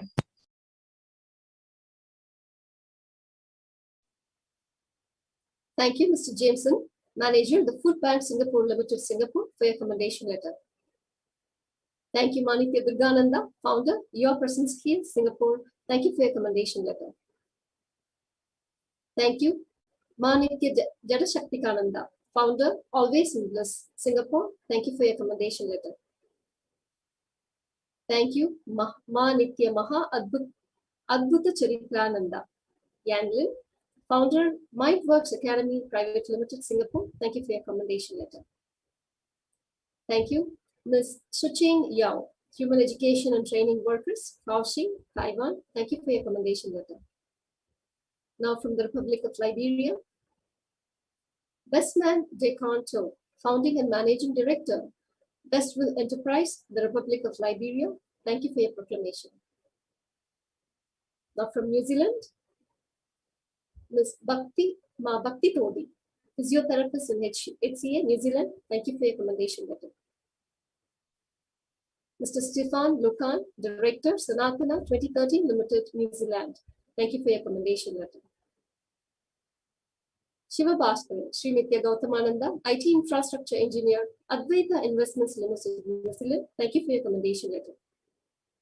Ma Vidya Bharati Tangaya, Ma Nitya Deva Vedantananda, IT Business Analyst, Advaita Investments Limited, New Zealand. Thank you for your commendation letter. Mr. Murali Krishna Magesan, Director, Advaita Investments Limited, New Zealand. Thank you for your commendation letter.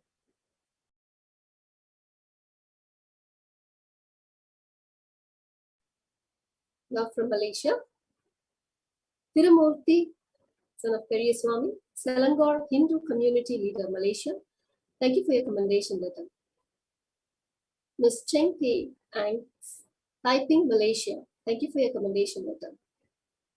Yoke Keng, Self-Employed, Kota Puteri, Malaysia. Thank you for your commendation letter. Ms. Guani Chan, Johar Bahru, Malaysia. Thank you for your commendation letter. Guan Xian Chan, Johor Bahru, Malaysia. Thank you for your commendation letter. Ms. Nelly Liu, Selangor, Malaysia. Thank you for your commendation letter. Ms. Cindy Sinyi He, Sarawak, Malaysia. Thank you for your commendation. Sally Ui Pai Kwat, Johor, Malaysia. Thank you for your commendation letter.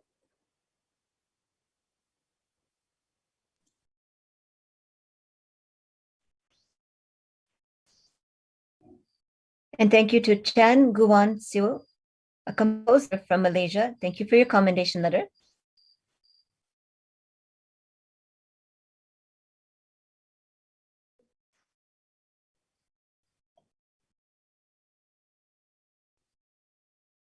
And thank you to Shirena Le Wasim from Taiping, Malaysia. Thank you for your commendation letter.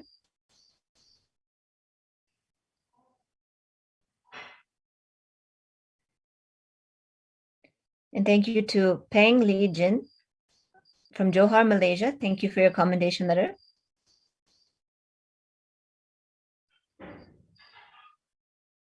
And thank you to T. Suk Ting, business owner from Johor, Malaysia. Thank you for your commendation letter.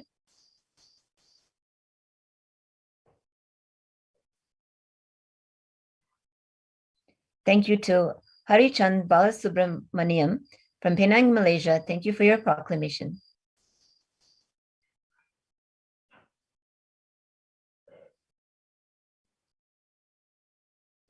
Thank you to Tek Chi Wong, Director from 3 Business Solutions from Malaysia. Thank you for your proclamation.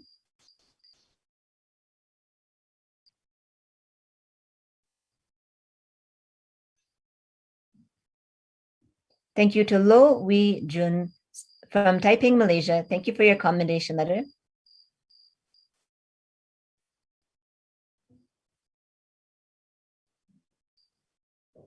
Thank you to Leong Lian Fung from Johor, Malaysia. Thank you so much for your commendation letter.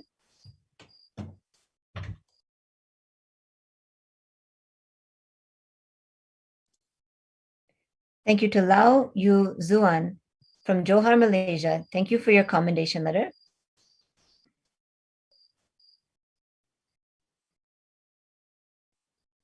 Thank you to Radha Lu Pai Si from Shah Alam, Malaysia. Thank you for your commendation letter.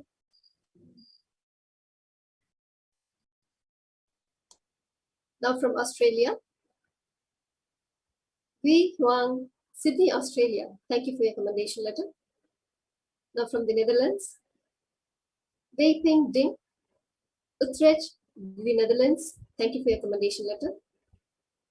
Now moving to Canada, Ms. Sheila Zeng, Richmond, Canada. Thank you for your commendation letter. Now from South Korea, In Shi Piao, Bucheon, South Korea. Thank you for your commendation letter. From the Federal Republic of Germany, Zhu Ji Yu, Dresden, Germany. Thank you for your commendation letter. People's Republic of China, Fan Jin, Foshan, China. Thank you for your commendation letter. Shanrong Yu from Hubei, China. Thank you for your commendation letter. Min Zhao from Wuhan, China. Thank you for your commendation letter. Fan Xiao from Wuhan, China. Thank you for your commendation letter. Yu Yin Song from Heilongjiang, China. Thank you for your commendation letter. Dao Min Yan from Heilongjiang, China. Thank you for your commendation letter. Xiaolin Li from Chongqing, China. Thank you for your commendation letter. Bei O from Guangzhou, China. Thank you for your commendation letter. Wang Hui from Hong Kong, China. Thank you for your commendation letter. Jen Chai Lin from Guangdong, China. Thank you for your commendation letter. Fan Jin from Guangdong, China. Thank you for your commendation letter. Wenxiang Wan, Zinab, China. Thank you for your commendation letter. Chuan Yan Zhang from Jinan, China. Thank you for your commendation letter. Xiao He Xia from Suzhou, China. Thank you for your commendation letter. Ting Ting Yu from Liaoning, China. Thank you for your commendation letter. Xianing from Shanxi, China. Thank you for your commendation letter. Teng Fei Tian from Tianjin, China. Thank you for your commendation letter. Yan Mi Lian from Yangzhou, China. Thank you for your commendation letter. Utle Hoi from Macau, China. Thank you for your commendation letter. Yazao Zhang from Zhejiang, China. Thank you for your commendation letter. Yon Zhen Quan from Macau, China. Thank you for your commendation letter. Zhudan Li from Zhejiang, China. Thank you for your commendation letter. Dan Li from Nanjing, China. Thank you for your commendation letter. Xiahua Fan from Shandong, China. Thank you for your commendation letter. Fang Sen from Hunan, China. Thank you for your commendation.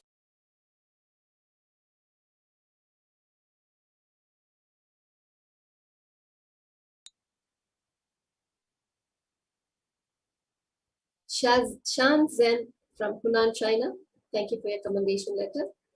Lingzi Zhang from Guangzhou, China. Thank you for your commendation letter. Ying Li from Anhui, China. Thank you for your commendation letter. Peng Li Yan from Yunnan, China. Thank you for your commendation letter. Zizuan Shan from Inner Mongolia, China. Thank you for your commendation letter. Yan Milian from Uzhou, China. Thank you for your commendation letter.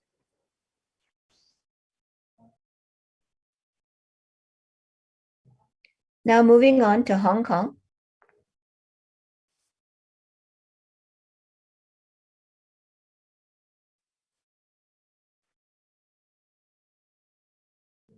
Thank you to Wan Jinzu, a student from Hong Kong. Thank you for your commendation letter.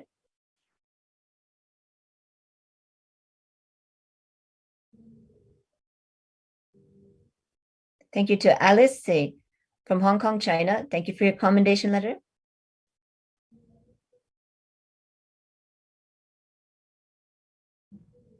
Thank you to Y Sing Chris Wang, an insurance broker from Hong Kong, China. Thank you for your commendation letter.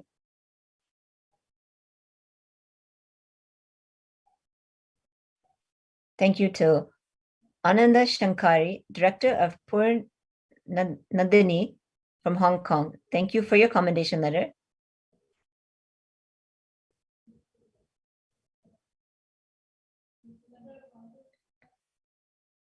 Thank you to Lee Sang Chun Jain and Ma Paramashantini, Directors from Spare of Purity and Awareness from Hong Kong. Thank you for your commendation letter.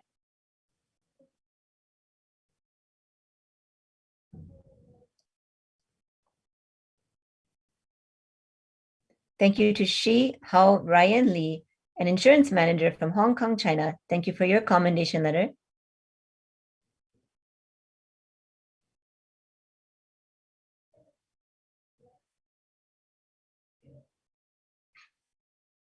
Thank you to Irene Huang from Hong Kong, China. Thank you for your commendation letter.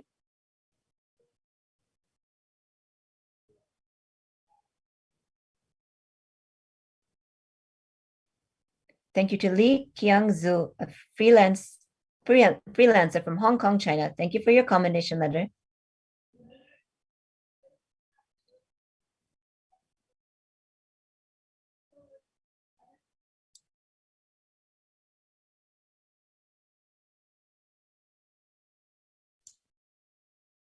Moving on to Taiwan.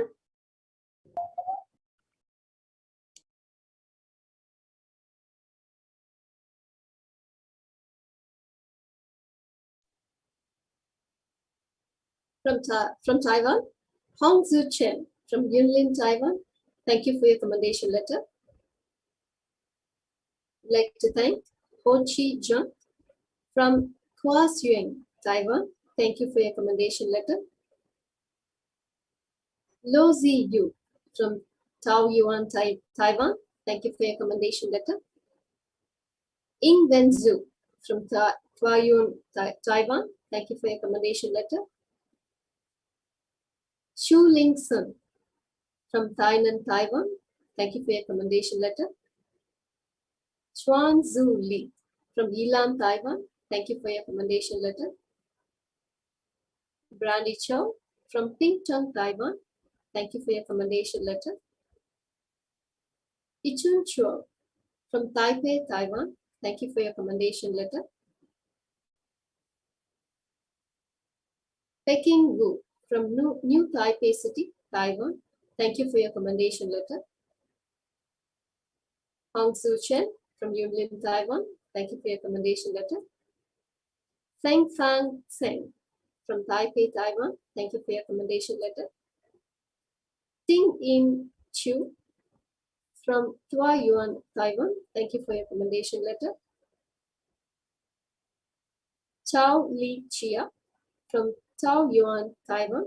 Thank you for your commendation letter. Ms. Anne Pao Ying from Taoyuan, Taiwan. Thank you for your commendation letter. Se Zi Huang from New Taipei City, Taiwan. Thank you for your commendation letter. Hong Lung Peng from Taipei, Taiwan. Thank you for your proclamation. Ms. Peng Ren Wang from Hualien City, Taiwan. Thank you for your commendation letter. Ms. Fang Ru Hao from Kaohsiung, Taiwan. Thank you for your commendation letter. Ki Hua Deng from Pingtung, Taiwan. Thank you for your commendation letter. D. Lam Fang from Pingtung, Taiwan. Thank you for your commendation letter. E. Ting Lo from Pingtung, Taiwan. Thank you for your commendation letter. And that brings us to the end of the sharings of the proclamations, and they are still pouring from around the world to be offered to the Supreme Pontiff of Hinduism, Jagadguru Mahasannidhanam, Bhagavan Sri Nithyananda Paramashivam. So now, as we continue with further offerings, releases from around the world.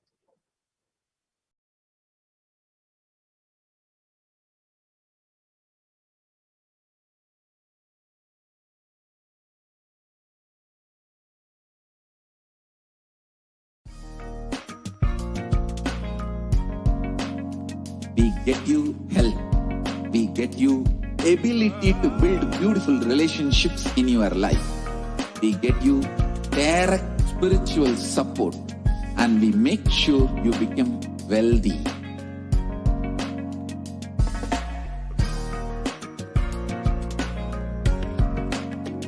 We won't stop giving you just good life. We will literally not stop till you live enlightened life. Manifesting the state of Paramashiva, space of Paramashiva, powers of Paramashiva, being of Paramashiva.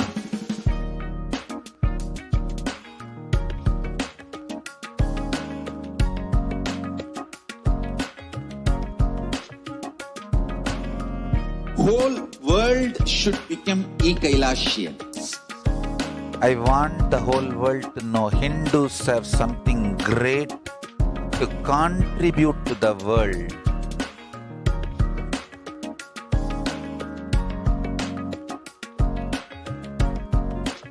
We have something great to contribute to the world.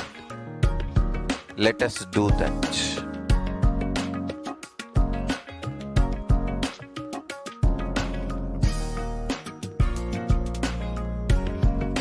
E-Kailasa is proper customized spiritual service helping you to identify your root patterns of suffering.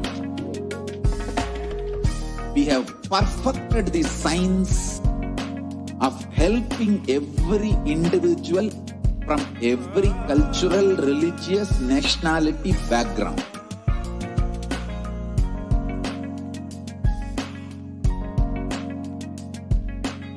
You will have lowest reactionary assumptions, highest awakened response, alive response for life continuously.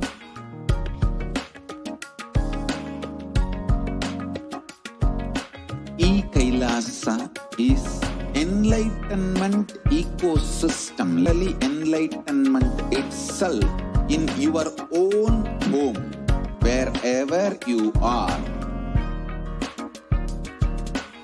Proper customized spiritual service helping you to complete with your life negativity.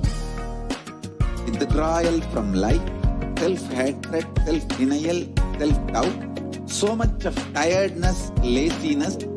We can support you aligning your diet, your attitude, your aptitude, your understanding about life. We can help you with everything.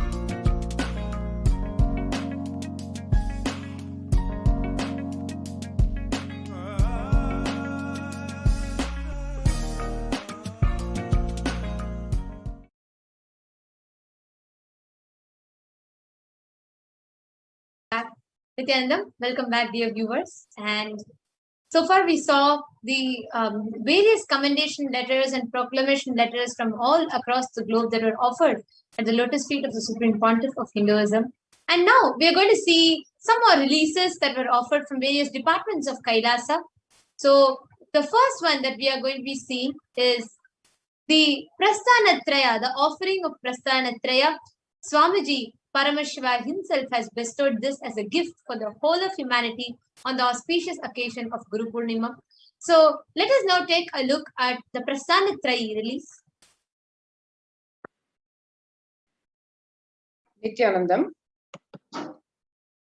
Kailasa's Nithyananda University Press, under the Department of Education of Kailasa, is offering at the divine lotus feet of the Supreme Pontiff of Hinduism, Jagadguru Mahasannidhanam, His Divine Holiness Bhagwan Nithyananda Paramashivam, the Prasthanatraya, the three major Hindu scriptures decoded by the Supreme Pontiff of Hinduism, Bhagwan Nithyananda Paramashivam. The Prasthanatraya comprises of the three pillars of Hinduism, the essence of the 108 major Upanishads, the science of Jivan Mukti or living enlightenment, revealed by Paramashiva himself and repeated by the Nijavatara, the living incarnation, the Supreme Pontiff of Hinduism, Bhagwan Nithyananda Paramashivam. Bhagavad Gita, the ultimate truths revealed by Bhagwan Sri Krishna in the timeless scripture of Bhagavad Gita, repeated for humanity today by the Supreme Pontiff of Hinduism, Bhagwan Nithyananda Paramashivam, and Brahma Sutras, the aphorisms of existence revealed by Bhagwan Vedavyasa, decoded and revealed again by the Supreme Pontiff of Hinduism, Bhagwan Nithyananda Paramashivam. The Jivan Mukti Bhashya also introduces the reader to the Supreme Pontiff of Hinduism, Bhagwan Nithyananda Paramashivam, the founder of Kailasa, the revival of the ancient enlightened Hindu civilizational nation. The countless contributions of Kailasa to Hinduism and humanity at large. The 5,000-year-old Hindu Holocaust that is continuing as the persecution of the Supreme Pontiff of Hinduism, Bhagwan and Kailasa.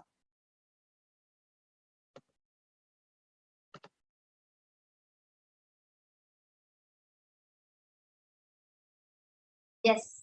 So this is a Prasthanatraya. So the Prasthanatraya means the three major scriptures of Sanatana Hindu Dharma, which are the 108 Upanishads, Bhagavad Gita and Brahma Sutras respectively. And these three put together are called Prasthanatrayi, means universally all Hindus, all the Sampradayas, all the traditions accept these as the fundamental major scriptures of Sanatana Hindu Dharma. And the Jivan Mukti Bhashya is the commentary on the Prasthanatraya and the decoding of the Prasthanatraya by the Supreme Pontiff of Hinduism. And the next release that we have is another beautiful release of Kailasa's Hindu Jurisprudence, the offering of Hindu Jurisprudence by Kailasa's Department of Justice. Nithyanandam. Kailasa's Department of Justice, in collaboration with Kailasa's Nithyananda University Press under the Department. Nithyanandam. Kailasa's Department of Justice is offering at the divine lotus feet of the Supreme Pontiff of Hinduism, Jagadguru Mahasannidhanam, His Divine Holiness Bhagwan Nithyananda Paramashivam, the Jurisprudence of Kailasa, Volume 1. This book describes the Dharma-based Hindu legal jurisprudence of Kailasa. The code details the juridical legislative tradition of Kailasa, which is based on the Veda Agamas and principles of life revealed and ordained by Paramashiva.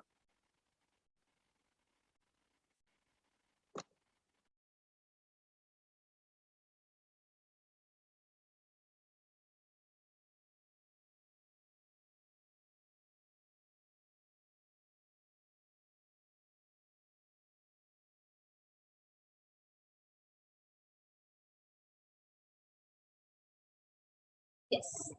And the next offering that we have is another beautiful offering. Actually, this is every Hindu, the way we know ourselves.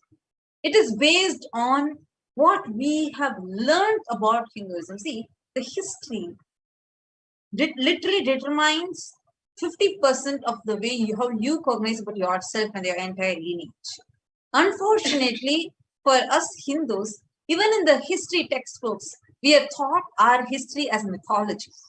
Ask anyone, the great scriptures like Ramayana, Mahabharata are taught as myths to us. They're not taught as history. We only learn our history with more of the Mughal invasions, British invasions, and not what rich lifestyle the Hindus had lived. What amazing, how Hinduism is the greater science of life.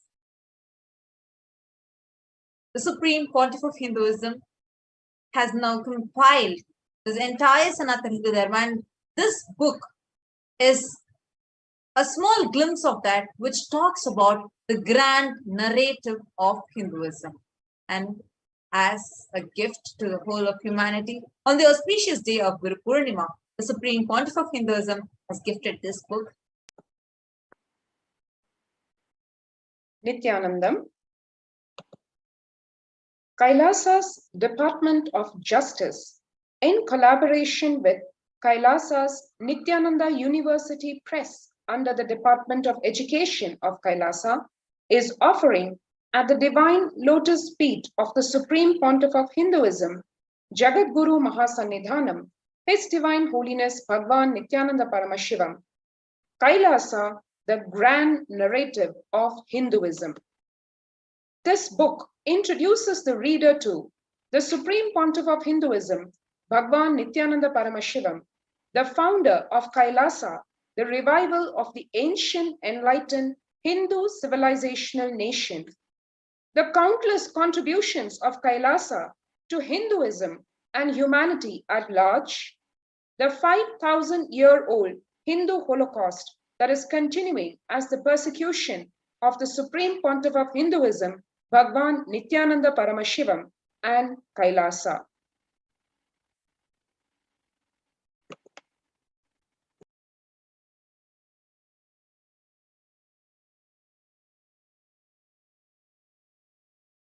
Now, as all of us are enjoying these major big releases, we also have another beautiful offering from Kailasa's Department of Education.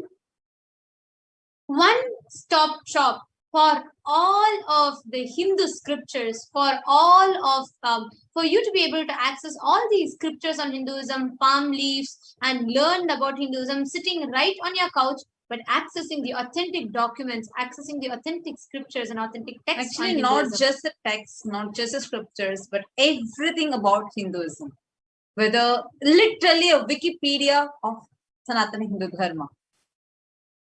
The Hinduismpedia, and this is a huge, actually this Guru Purnima, it has been a huge blessing for all the Hindus across the globe.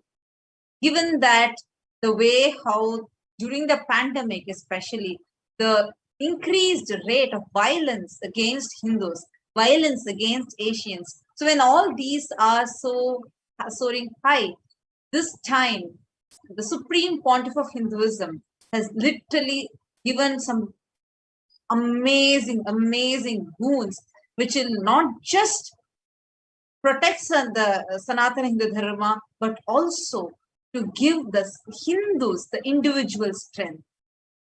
The strength that you have on yourself, the strength that you have about Sanatana Hindu Dharma, your very lifestyle. So this Guru Purnima was such an amazing blessing for all the 2 billion Hindus across the globe and humanity at large.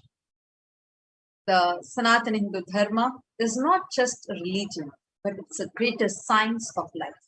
Now, this gift that we have from the Supreme Pontiff of Hinduism is this Hinduismpedia. It is a compilation of everything that is Hindu. So let's have a look at it. Nithyanandam. Kailasa Nithyananda Hindu Library under the Department of Education of Kailasa is offering at the divine lotus feet of the Supreme Pontiff of Hinduism, Jagat Guru Mahasannidhanam, His Divine Holiness Bhagavan Sri Nithyananda Paramashivam. Hinduismpedia is a work to organize and present all the Hindu scriptures available on the planet Earth digitally in multiple languages, authentic translation as it is without any manipulations and interpretations.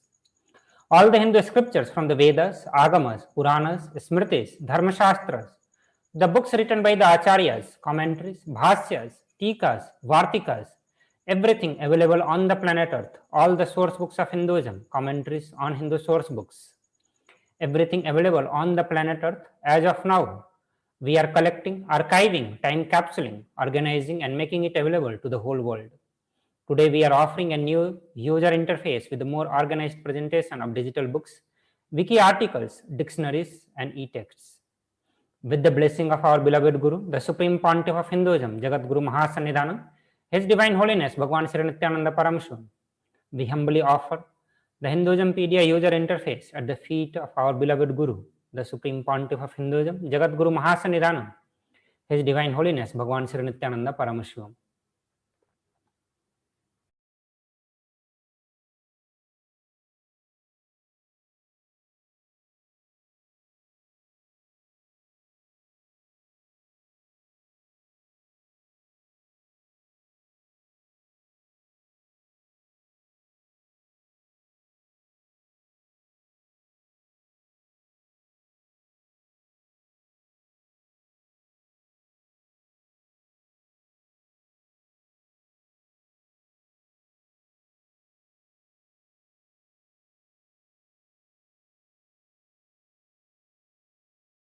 Hinduismpedia is the Wikipedia of Sanatana Hindu Dharma. So here it is for all of you. Please do visit it and please do get the best benefits out of them. The next that we have is another release from Kailasa's Department of Education and Kailasa's Nithyananda Hindu Library, offering to us the Hindu compliance system. Like everything in Hinduism has a certain standard, a certain system of how it is supposed to happen. Right from the toothbrush that you use, right from the food that you eat, how a person who is interested in enlightenment should dress, how a person who is interested in business should dress. Everything, every aspect of Sanatana Hindu Dharma is beautifully explained to us. The science is beautifully revealed by Paramashivoham himself. Kailasa's Nithyananda Hindu Library, in collaboration with Kailasa's Department of Education, has brought forth this beautiful offering of Kailasa's Hindu compliance system, and all of us can enjoy this offering as well.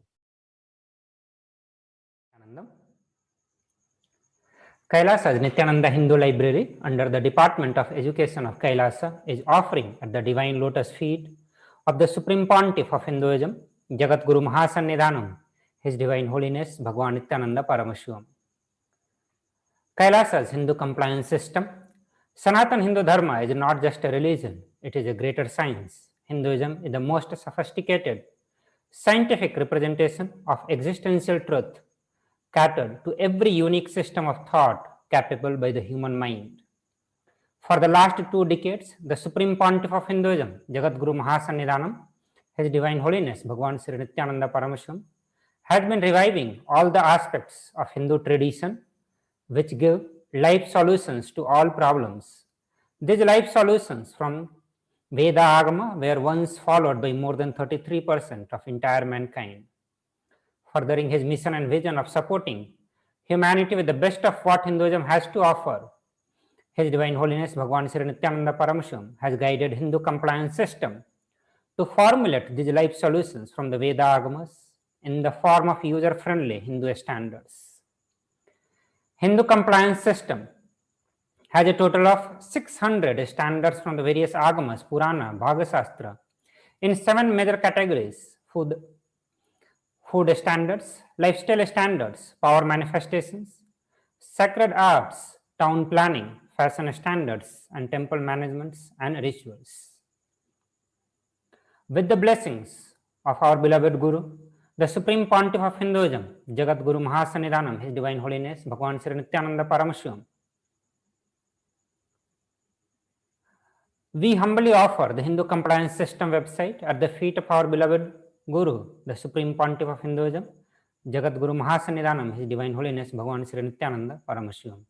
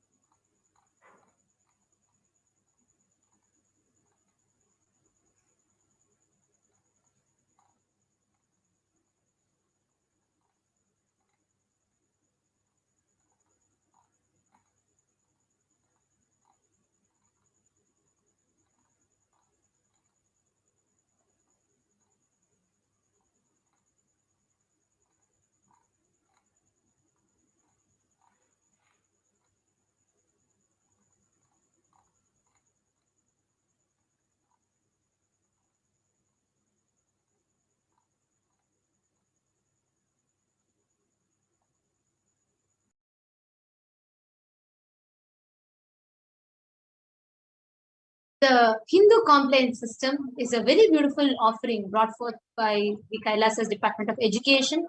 It consists of 600 major standards brought forth to us in from Agamas, Puranas, and various scriptures of Sanatana Hindu Dharma in 7 major categories, which includes fashion standards, food standards, lifestyle standards, education standards, and so many more. Now, next, we have another beautiful offering from Kailasa's Department of Education in collaboration with Kailasa's Nithyananda Hindu Library, which is bringing forth to us a beautiful digital library. Sitting where you are, you get to access some of the rarest manuscripts of Sanatana Hindu Dharma Library, and the best thing is everything completely available for something unimaginable and unfathomable what the Supreme Pontiff of Hinduism is doing to the world. Because these scriptures are not just books, but they contain some of the rarest sciences, sacred secrets, many sciences, including the science of alchemy or the Vaimana Shastra, like the science behind aviation or everything, the gemology, astrology, and a range of other subjects. Shaivism, Kashmira Shaivism, Veera Shaivism, every subject to its core. If all the books are available to us and you can access it, that's the best news about it. So now let's have a look at this topic. Nithyanandam. Kailasa's Nithyananda Hindu Digital Library under the Department of Education of Kailasa is offering at the Divine Lotus Feet of the Supreme Pontiff of Hinduism, Jagat Guru Mahasannidhanam, His Divine Holiness Bhagavan Sri Nithyananda Paramashivam. Kailasa Nithyananda Hindu Digital Library, as part of the Hinduism PDI, is a work to organize and present all the Hindu scriptures available on the planet Earth digitally in multiple languages, authentic translation as it is, without any manipulations and interpretations. Kailasa Nithyananda is presenting a new user interface, added collections of books and manuscripts. Also, we are presenting an added feature to catalog books and manuscripts through this interface. With the blessing of our beloved Guru, the Supreme Pontiff of Hinduism, Jagat Guru Mahasannidhanam, His Divine Holiness Bhagavan Sri Nithyananda Paramashivam, we humbly offer the digital library at the feet of our beloved Guru, the Supreme Pontiff of Hinduism, Jagat Guru Mahasannidhanam, His Divine Holiness Bhagavan Sri Nithyananda Paramashivam.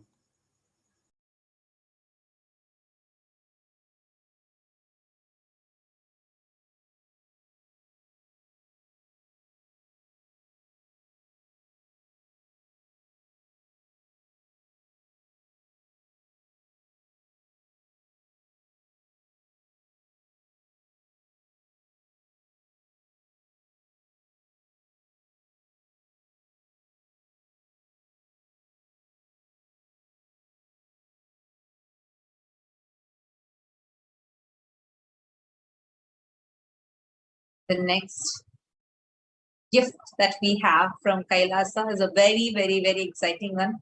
How many times have you thought, wow, today's my birthday, I would just like to have the live darshan of Bhagavan Kalavira, just get his blessings in. Or I'm just going to head out. I'm going to go and start this new project. And I would just like to have darshan of Swamiji. And so many times, all of us would have wondered how nice it would be. Like if I was there right now, if I was there in Adi Kailash, I would have just gone to have the darshan of the deities in the temple. Things like this. The most compassionate avatar has made this possible and accessible for all of us. We can have live darshan, including the darshan of the banyan tree, the kalpataru, and the darshan of Bhagavan Nithyanandeshwari, and the Nithyananda Linga and Swamiji. Like this, a range of deities from Adi Kailasa are digitally available live for all of us to have darshan. And there's also a prayer request form where you can fill in and ask whatever boons that you want to ask and get the blessings from the deities directly. How more user-friendly can ever a temple be? This is just amazing. And Supreme Pontiff of Hinduism has given this as gift to all of us. So stay tuned, where we are going to be sharing about that website now. Presenting a new temple online ecosystem that is virtual, educational, and devotional. Kailasa's Nithyanandeshwara Paramashiva Devalayam is bringing Kailasa's temple ecosystem to you wherever you are. Become a part of this authentic Hindu experience. Stay up to date on all the latest happenings at the Nithyanandeshwara Paramashiva Devalayam in Adi Kailas. Discover the Sarvajñapita, the seat of the Vedagamic knowledge. Experience live darshan of all the gods and goddesses in Kailasa and offer your worship and prayers. Don't miss out on the wonders of having a temple ecosystem in your life.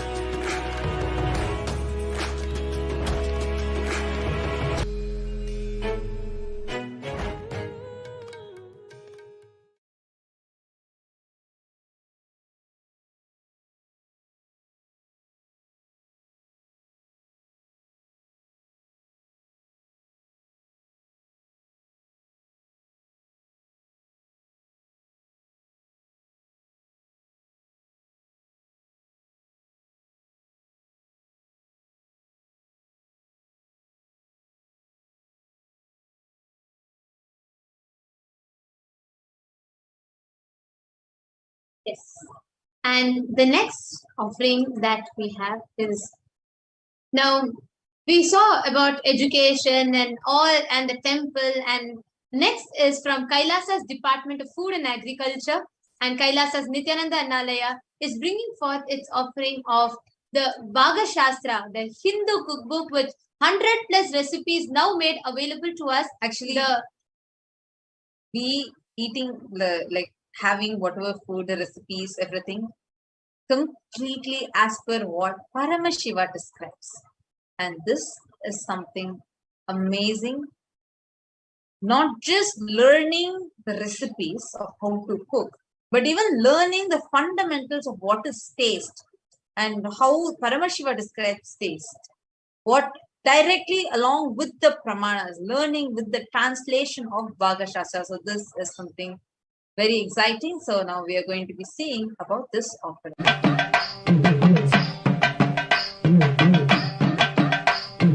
Annamidum Annayami Anandeshwari Nithya Anandeshwari Adishakti Nayakiye Anandeshwari Nithya Anandeshwari Annamidum Annayami Anandeshwari Nithya Anandeshwari Adishakti Nayakiye Anandeshwari Nithyanandam. This is Manithya Jnanapriyananda on behalf of Kailasa's Nithyananda Annalaya Teamili is offering our most humble pranams at the divine feet of our beloved Guru, the Supreme Pontiff of Hinduism, Jagadguru Mahasannidhanam, His Divine Holiness Bhagavan Nithyananda Paramashivam. On this auspicious occasion of Guru Purnima celebration, Kailasa's Nithyananda Annalaya is offering Volume 1 English translation of Hindu Paka Shastra, the science of Hindu cooking directly revealed by Bhagavan Paramashiva himself to Devi Parashakti and revived by the 1008th living incarnation of Paramashiva, Bhagavan Nithyananda Paramashivam.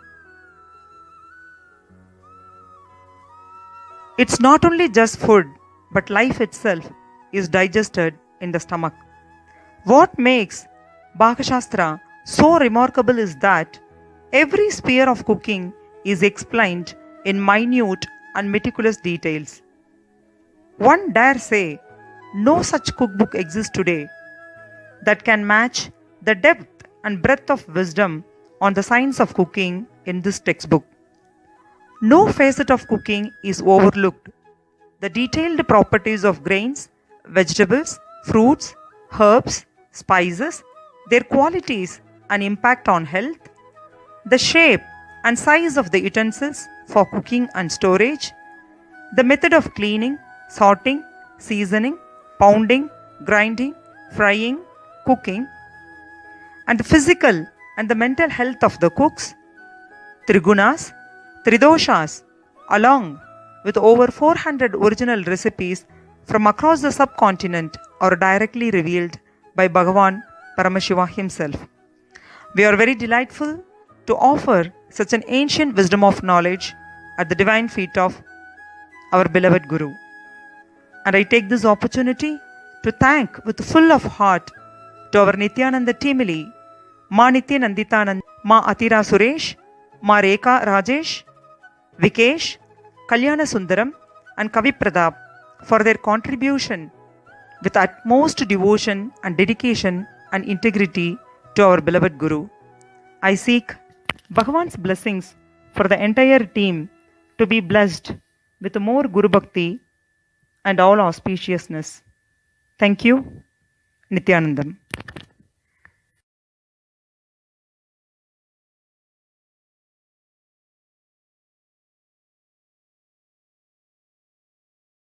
So this Annalaya's gift, Kailasa's Nithyananda Annalaya's gift of Bhaga Shastra is something that's not just useful for us as seeing recipes, but literally something that will revolutionize the way we eat, the way how we experience the taste of it. So something amazing, amazing gift that we have been gifted with. The next offering that we have is a compilation of the Guru Gita chanting.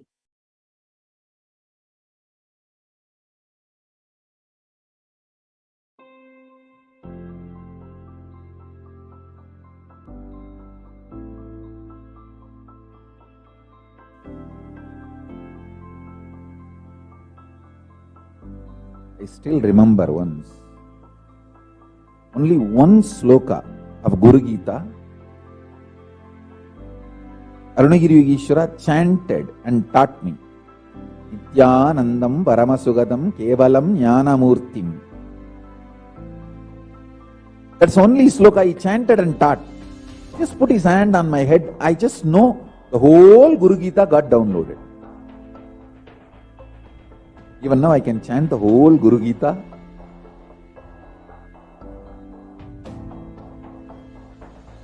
If you are an intense disciple and your Guru is intense Guru,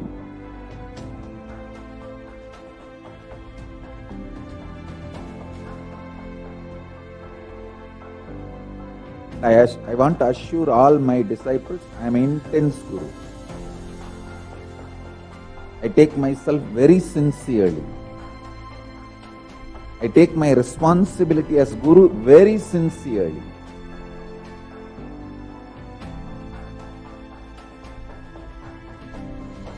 Guru Tattva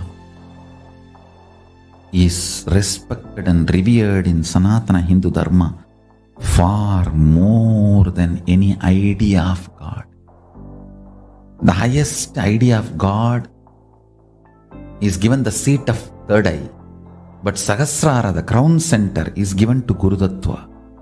In Sanatana Hindu Dharma, the highest God you can experience is given third eye, means Anya Chakra. But the Guru Tattva is given Sahasrara. So understand, Hinduism itself is Guru Sampradaya.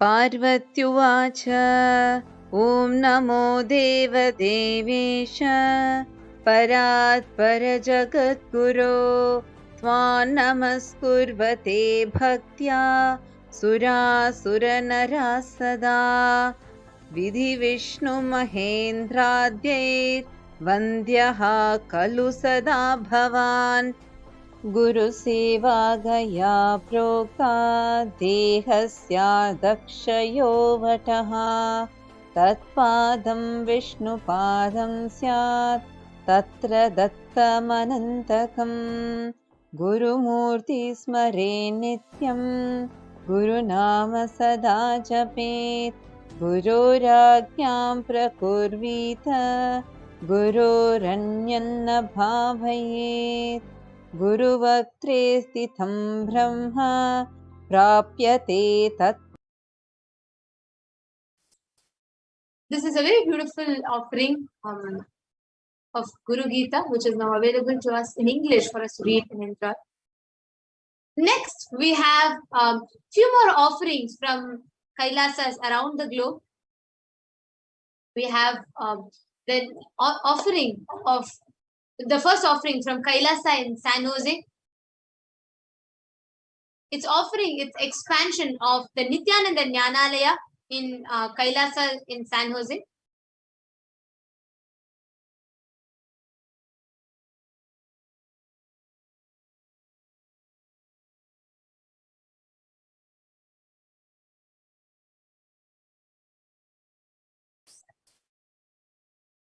So there, the Kailasa in San Jose is offering at the Divine Lotus feet of the Supreme Pontiff of Hinduism, Jagat Guru Mahasannidhanam, His Divine Holiness Bhagwan Sri Nithyananda Paramashivam. It's expansion of Nithyananda Jnanalaya.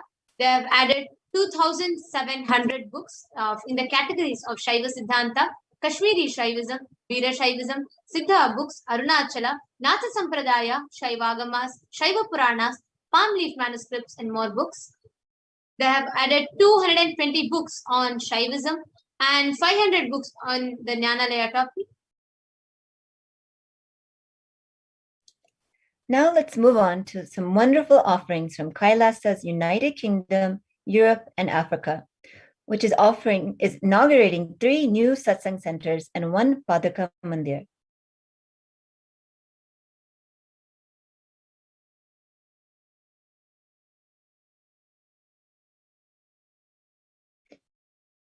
The first new satsang center is Kailasa, Russia, in Moscow, Russia. The coordinator is Sergei Kryoshtov.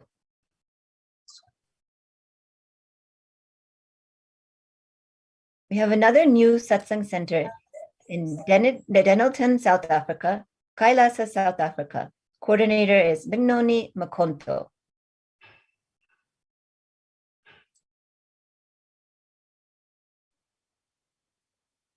A new satsang center from Kailasa, Austria, Scheffling am See, Austria. A new Padaka Mandir. Apologies. The Kailasa, Austria, new satsang center from Scheffling am See, Austria. The coordinators Manitya Mahadevananda and Srinitya Mahadevananda. New Padaka Mandir from Kailasa, Switzerland, Schlag TG, Switzerland, Martha Schreiner and Noel Schreiner are the coordinators.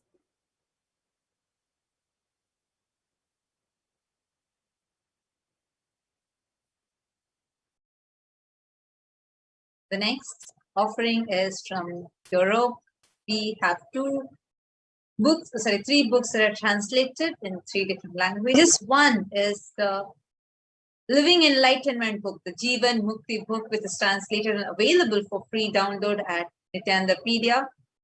This book is the translation of Living Enlightenment in Italian and translation of Living Enlightenment book in Dutch. Both of these are available completely free of cost for download. And the next book is translated to Czech language, which is Arunachala, the giver of Nithyananda.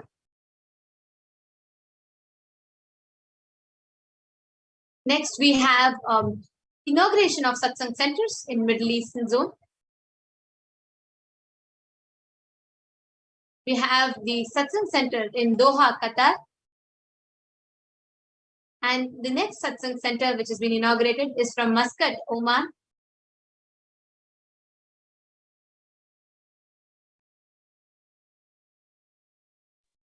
And Kailasa in Los Angeles is now also offering us the virtual darshan of all of its deities.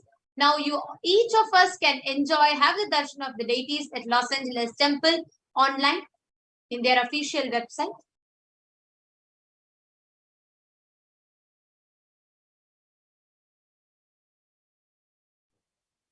Inauguration of Swamiji's Utsavamurti from Kailasa, New Jersey.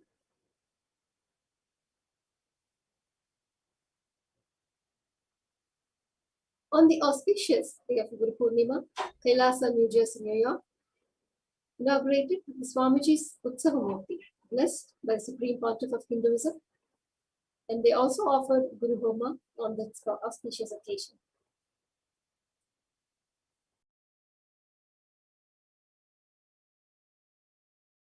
With this, we have come to the conclusion of the segment, and we have a very, very, very exciting news for all of you. 6 a.m. Indian Standard Time and 5:30 p.m. Pacific Standard Time, we are having the live darshan of Devi Parashakti. So that would be, I think, 6 a.m. Indian Standard Time on 26th of July and 5:30 p.m. Pacific Time on 25th of July. So it's really, really, really exciting. We are going to be having the live Parashakti Akashic reading, where we are going to be having the darshan of the ultimate divine cosmic mother herself. She's going to be coming live, answering our questions, giving us the boons, and giving us the karmic breakthroughs, and answering our prayers, etc. live. So make sure you tune in the same platform that you are watching us live right now through, and you can ask your questions, prayer requests for boon, prayers, etc. while Devi is live. And this is going to be happening at 6 a.m. Indian Standard Time, and the preparations for the darshans begin by 2 a.m. Indian Standard Time, which is 1:30 p.m. Pacific Time. So with this, we have come to the conclusion of the segment, and we'll be concluding with Purna Mantra, and right after this, we are going to be having the power manifestation segment starting. Om Purnamadav Purnamidam Purnat Purnamudachyate Purnasya Purnamadaya Purnameva Vasishyate. Om Shanti Shanti Shanti Hari Om Tatsat. Sarvam Bhagavat Shri Nithyananda Paramashivam Padukarpanamastu. Om Nithyanandam. Thank you all, Nithyanandam. Thank you all, Nithyanandam. Stay tuned. We are going to be having the live Kailasa's courtyard session starting very shortly.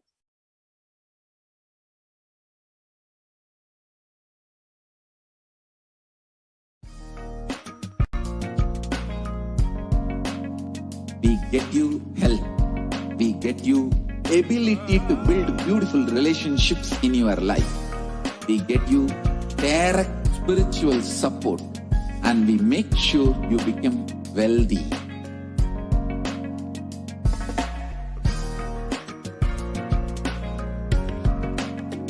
We won't stop giving you just good life. We will literally not stop till you live enlightened life. Manifesting the state of Paramashiva, space of Paramashiva, powers of Paramashiva, being of Paramashiva.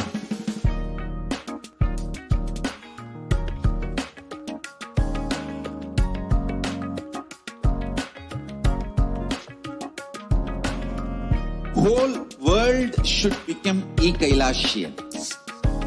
I want the whole world to know Hindus have something great to contribute to the world.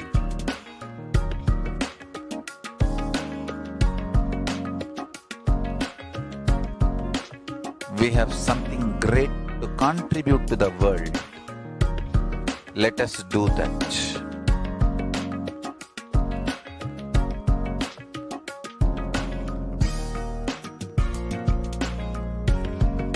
E-Kailasa is proper customized spiritual service helping you to identify your root patterns of suffering.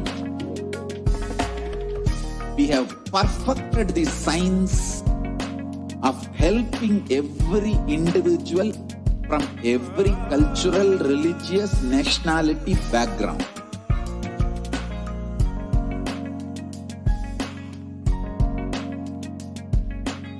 You will have lowest reactionary assumptions, highest awakened response, alive response for life continuously.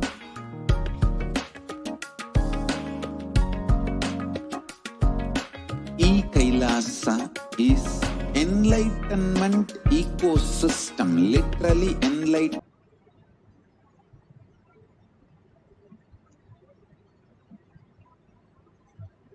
Taiwan, thank you for your contribution.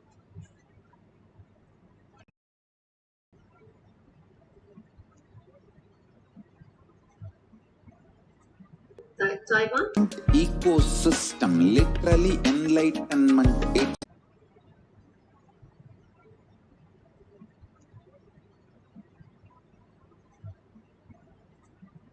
Taiwan, thank you for your ecosystem, literally